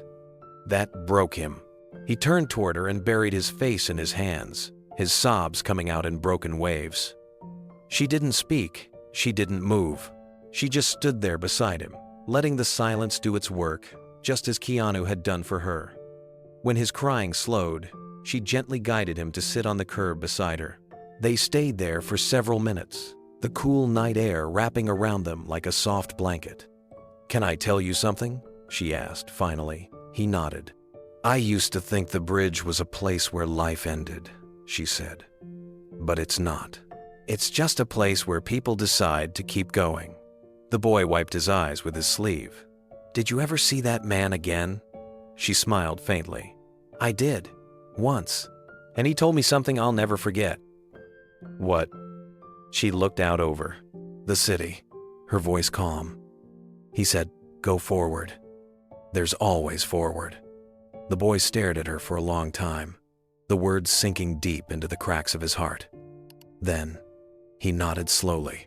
"I think I want to try." "That's all you need to do," Lily said softly. Later that night, back at the center, Lily opened her journal. Her hands trembled slightly as she wrote the day's entry. "He saved me once. Now it's my turn." She closed the journal gently, exhaling a long, steady breath. Somewhere out there, she imagined Keanu driving home, maybe crossing the same bridge, unaware that his kindness was still saving lives. He would never know the details, but he didn't have to, because somewhere, deep in the quiet corners of the internet, he would see a small article about a counselor named Lily helping a lost boy rediscover hope. And reading it, he would smile quietly, gratefully knowing the chain of kindness was still unbroken. The night was clear, the city calm under a sky scattered with stars. Keanu drove slowly through the familiar streets, the soft hum of the engine blending with the quiet rhythm of his thoughts. It had been exactly 1 year since that night on the bridge, the night that had changed 2 lives forever. He hadn't planned to come. The day had passed like any other, filled with meetings, scripts, and the endless noise of daily life. But as the evening deepened, something gentle tugged at his chest, a quiet instinct calling him back to where it all began. So he followed it. When he reached the bridge, the streetlights cast long streaks of gold across the pavement. The world around him felt still, as if holding its breath. He parked a short distance away, stepped out, and walked toward the railing. The air was cool but soft, carrying the faint scent of rain that hadn't yet fallen. For a long time he stood in silence, hands resting on the cold metal rail, eyes tracing the dark surface of the water below. The city shimmered in reflection, rippling with motion, alive and distant all at once. He sat down on the same spot where he once found Lily, where he had chosen, all those months ago, to stop instead of drive past. The memories came gently, like a wave that didn't hurt anymore. He could still see her shoes dangling over the edge, still hear the quiet tremor in her voice when she said, "I can't go back." But this time, the memory didn't ache. It glowed instead, like a lantern in the dark. He whispered softly, "Thank you." It wasn't directed at anyone in particular, and yet it belonged to everyone who had played a part. The stranger who once stopped for him in his own darkness, the girl who had chosen to live, and all the people she had gone on to help. The chain of kindness stretched farther than he could see, connecting moments of despair and redemption across unseen distances. He reached into his jacket and pulled out a single white flower. Its petals were soft and full, pure against the night air. He placed it gently on the railing, watching as the breeze tugged at it before settling it in place. The white flower rested quietly on the railing, its stem catching the faint shimmer of the streetlight. Keanu stared at it for a long time, his reflection rippling faintly in the water below. The city continued to move around him, cars whispering by in the distance, the wind brushing against the trees. But here, on this small stretch of bridge, everything felt timeless. He took a deep breath, his thoughts unfolding slowly. "You saved me," he murmured, his voice barely audible. "Whoever you were, wherever you are now, thank you." His eyes lifted toward the horizon, where the first glimmer of moonlight spilled over the rooftops. The memory of that long-ago night returned with startling clarity. The stranger who had stopped for him years before Lily, the one who had sat with him when grief had hollowed him out completely.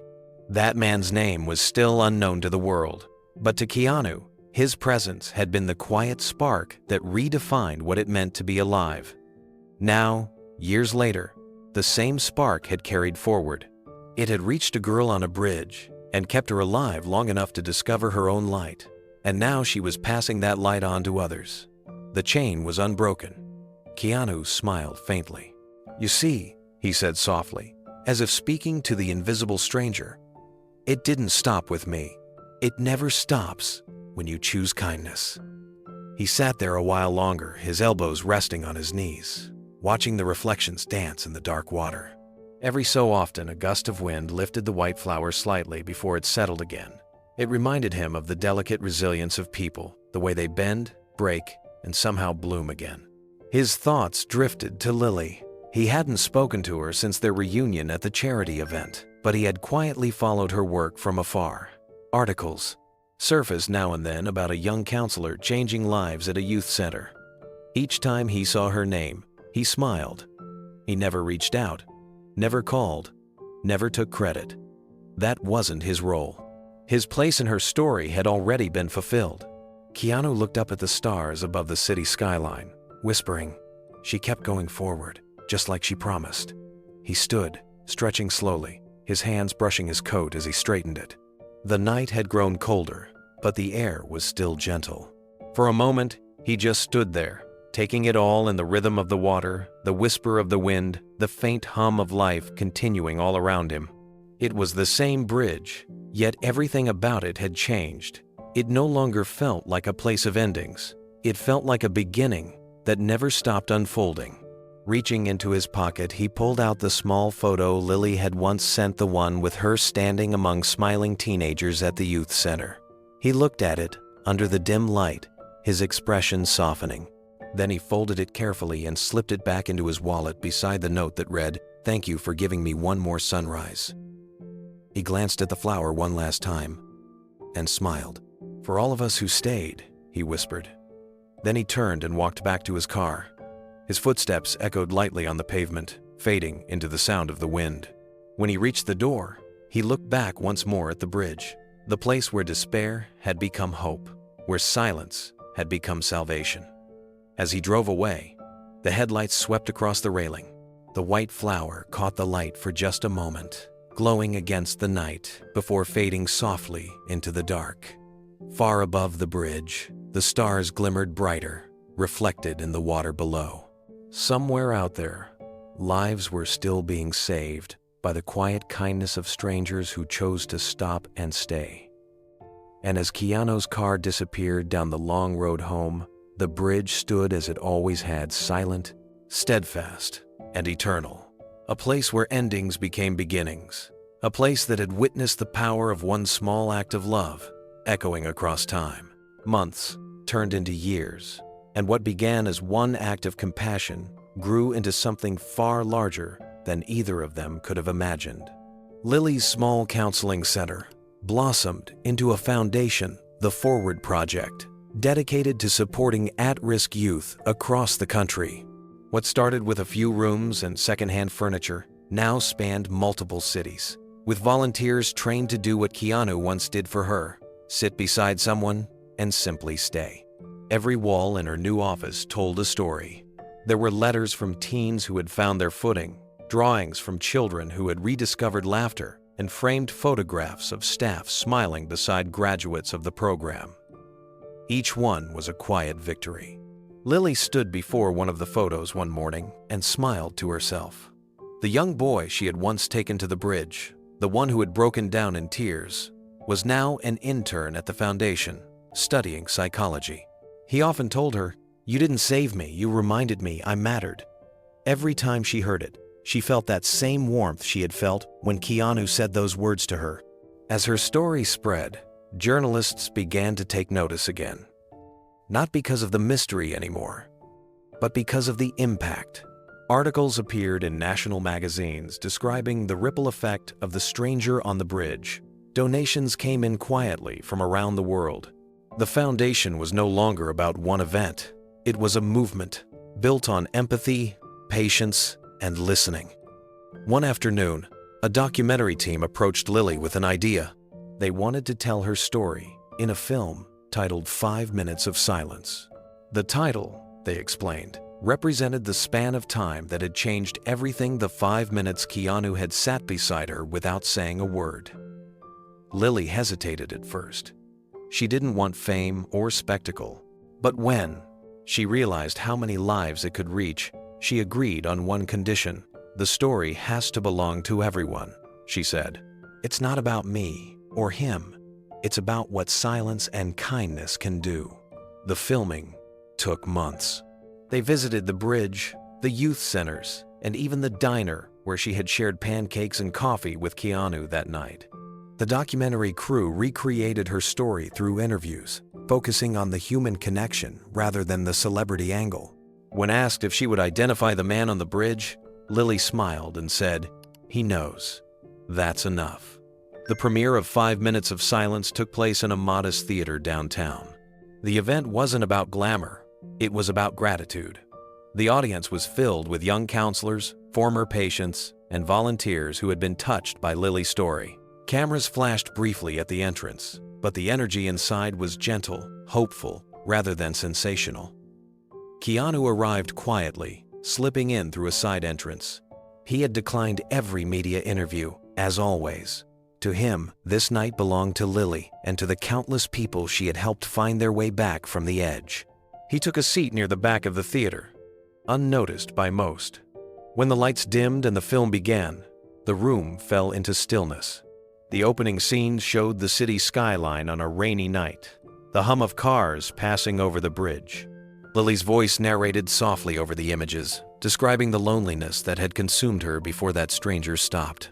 The audience watched as the reenactment unfolded her figure on the railing, and the man who sat beside her without saying a word. The music was quiet, the pacing slow, honoring the silence that had once saved her. Midway through, the film shifted to the present shots of the youth center, the teenagers laughing, the workshops, the outreach programs. Viewers saw how that single night had transformed into a lifetime of service. Lily's narration continued. "He didn't tell me how to live. He just showed me that life was still possible." Near the end, the camera faded to the bridge once again, this time in daylight.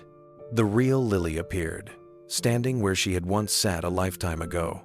She placed a white flower on the railing, then turned to sit on the curb. A few seconds passed before another figure quietly entered the frame. Keanu, not as an actor or a star, but as himself. He didn't speak. He simply sat beside her, mirroring that same gesture from years ago. The camera lingered on their silence, the two of them looking out over the city. Then, in a soft voice, Lily said, "Sometimes, compassion doesn't roar. It doesn't arrive with answers or fanfare. Sometimes, it just sits down beside pain and listens." The screen faded to black. When the credits began to roll, the theater was completely silent. Then came the applause, soft at first, then swelling until it filled the entire room. Many in the audience were crying openly. Some stood in reverence. Others simply held the hands of the people beside them. Lily turned in her seat and spotted Keanu in the crowd. Their eyes met for only a moment, but it was enough. She mouthed a quiet thank you, and he nodded, a small, proud smile crossing his face. After the screening, reporters asked about the brief final scene. "Was that really him?" someone called out to Lily. She smiled gently. "It was a friend," she said. "A friend who reminded me that sometimes being there is enough." That night, 5 minutes of silence spread across the world. Schools screened it in assemblies. Therapists played it in recovery sessions. Communities used it as a tool to teach empathy. And people who had never met either of them found strength in a message so simple it felt sacred. That presence, not perfection, saves lives. In the quiet of his home later that week, Keanu watched the film again, alone. As the final scene played, he smiled through tears.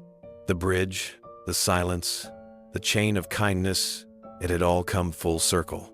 He whispered to himself, "Always forward." And in that quiet room, the ripple kept going. A warm afternoon sun poured across the studio lot as cameras and crew bustled around the set.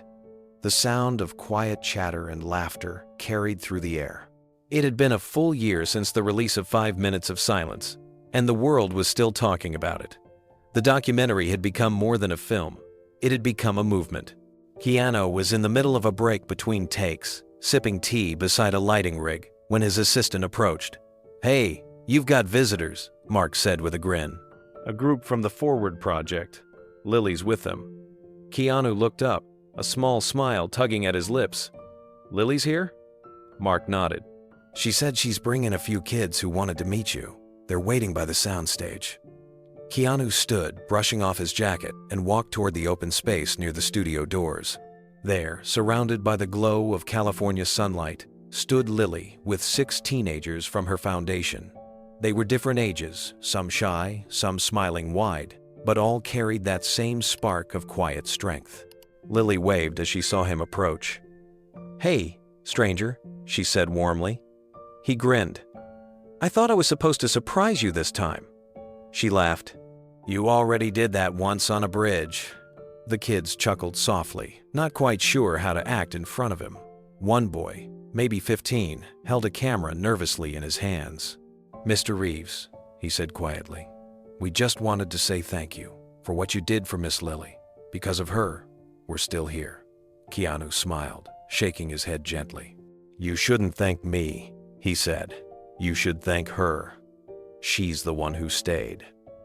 The teens exchanged looks, some laughing through tears, some wiping at their faces.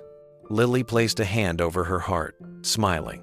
"He says that because he never takes credit for anything," she said softly.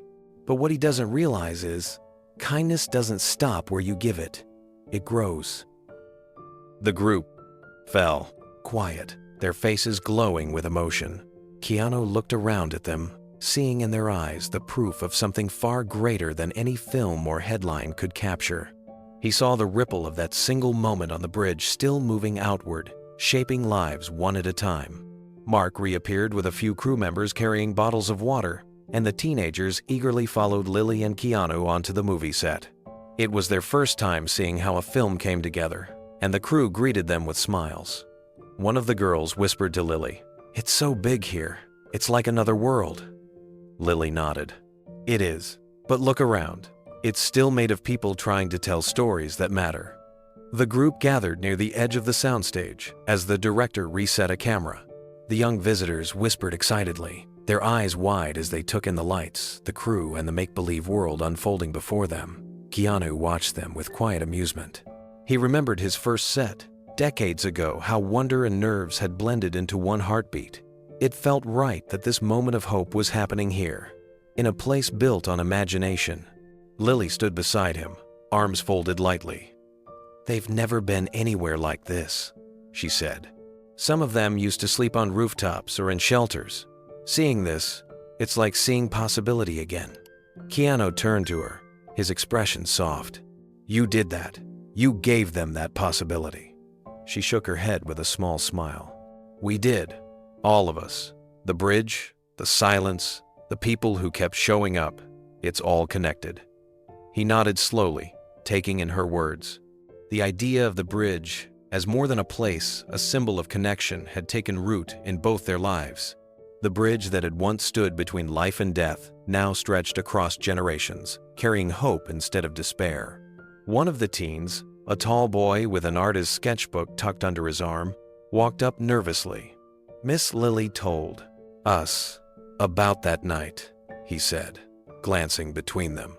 "About how someone stopped when no one else did. I think that's brave." Keanu smiled gently. "Sometimes the bravest thing you can do is stop. Most people just keep driving." The boy grinned shyly.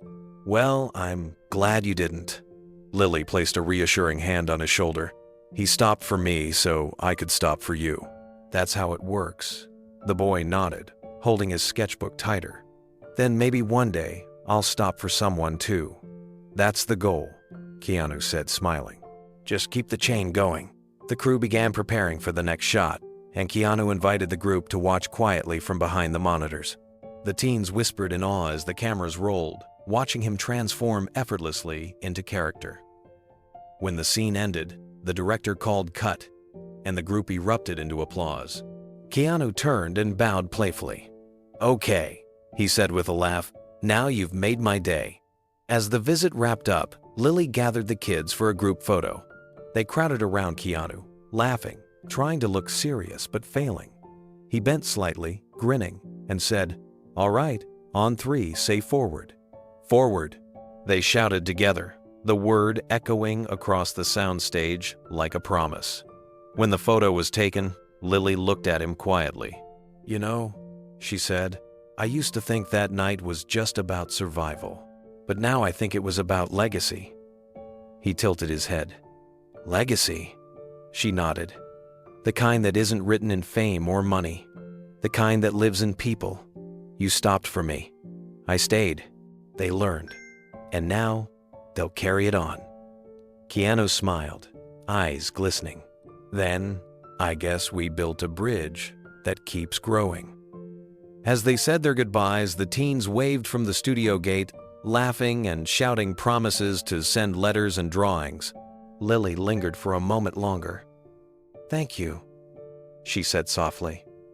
He shook his head. "Don't thank me. Just keep walking forward," she smiled. "Always." As Keanu watched her leave with the kids, he felt an ache of quiet pride. The bridge that once held despair had become something sacred, a bridge of healing, connection, and continuity. He looked toward the horizon where sunlight filtered through the soundstage doors. For the first time in a long while, he felt the peace of a story that had truly come full circle. The sky outside his home had turned gold, fading gently toward twilight. Keanu sat at his writing desk by the window, the same one where he often collected his thoughts after long days. The city stretched quietly beneath him, distant lights, slow traffic, and the hum of a world that never truly stopped. A journal lay open before him. Its pages were filled with reflections from the past year, notes about gratitude, memory, and the unexpected ways life connected people. The edges were worn, the ink smudged in places from nights when he'd written in dim light, when thoughts had come heavy, but honest. He turned to a fresh page, tapped his pen lightly against it, and began to write. Sometimes saving someone doesn't take grand gestures. It takes 5 minutes of silence and a heart willing to stay. He paused, looking at the sentence. The words felt right, simple, true. He remembered the bridge that night, the rain, and the silence that had spoken louder than anything else could have. That silence had changed everything. Keanu leaned back in his chair, his thoughts drifting between then and now. The world had learned about Lily's work, about the Forward Project, about the thousands of lives being lifted quietly back from despair. But none of them knew that behind her story stood another one. A story that began long before that night, when a stranger had once stopped for him. He reached for his wallet and opened it carefully. Inside were the 2 folded notes that had traveled with him everywhere. One read, "Thank you for giving me one more sunrise." The other was the old letter from his past, written by the man who once sat with him in his own darkness. The ink had faded, but the words still lived. Keep going. The world still needs you. He placed both notes side by side on the desk, the paper edges nearly touching, as if they were meant to find each other.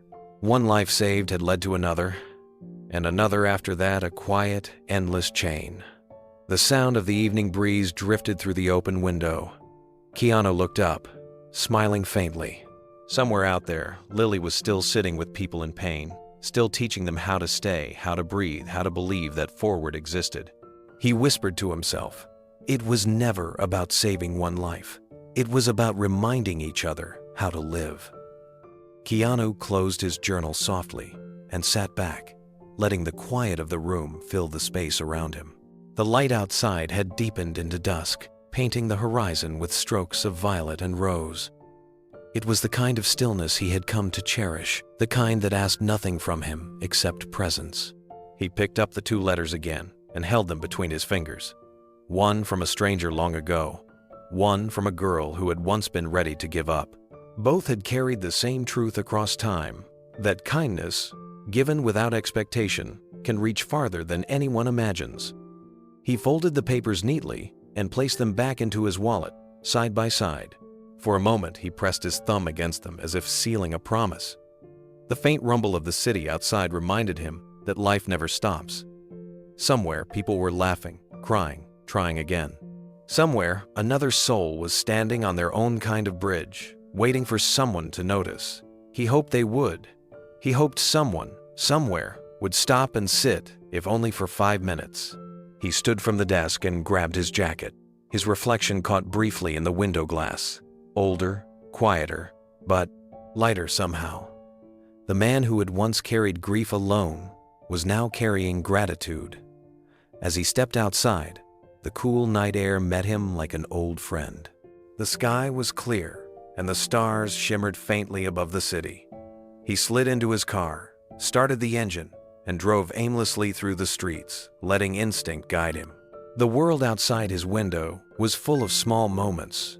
Couples, walking dogs, people waiting for buses, a man helping a stranger load groceries. The kind of unnoticed gestures that, together, kept the world from collapsing under its own noise. He realized that these were the bridges people built every day, the invisible ones that connected hearts through compassion. He slowed as he crossed the familiar stretch of road that led toward the bridge. The sight of it at night still stirred something deep in him. He didn't stop this time. He didn't need to. The bridge wasn't a place of sorrow anymore. It had become a reminder of what it meant to stay.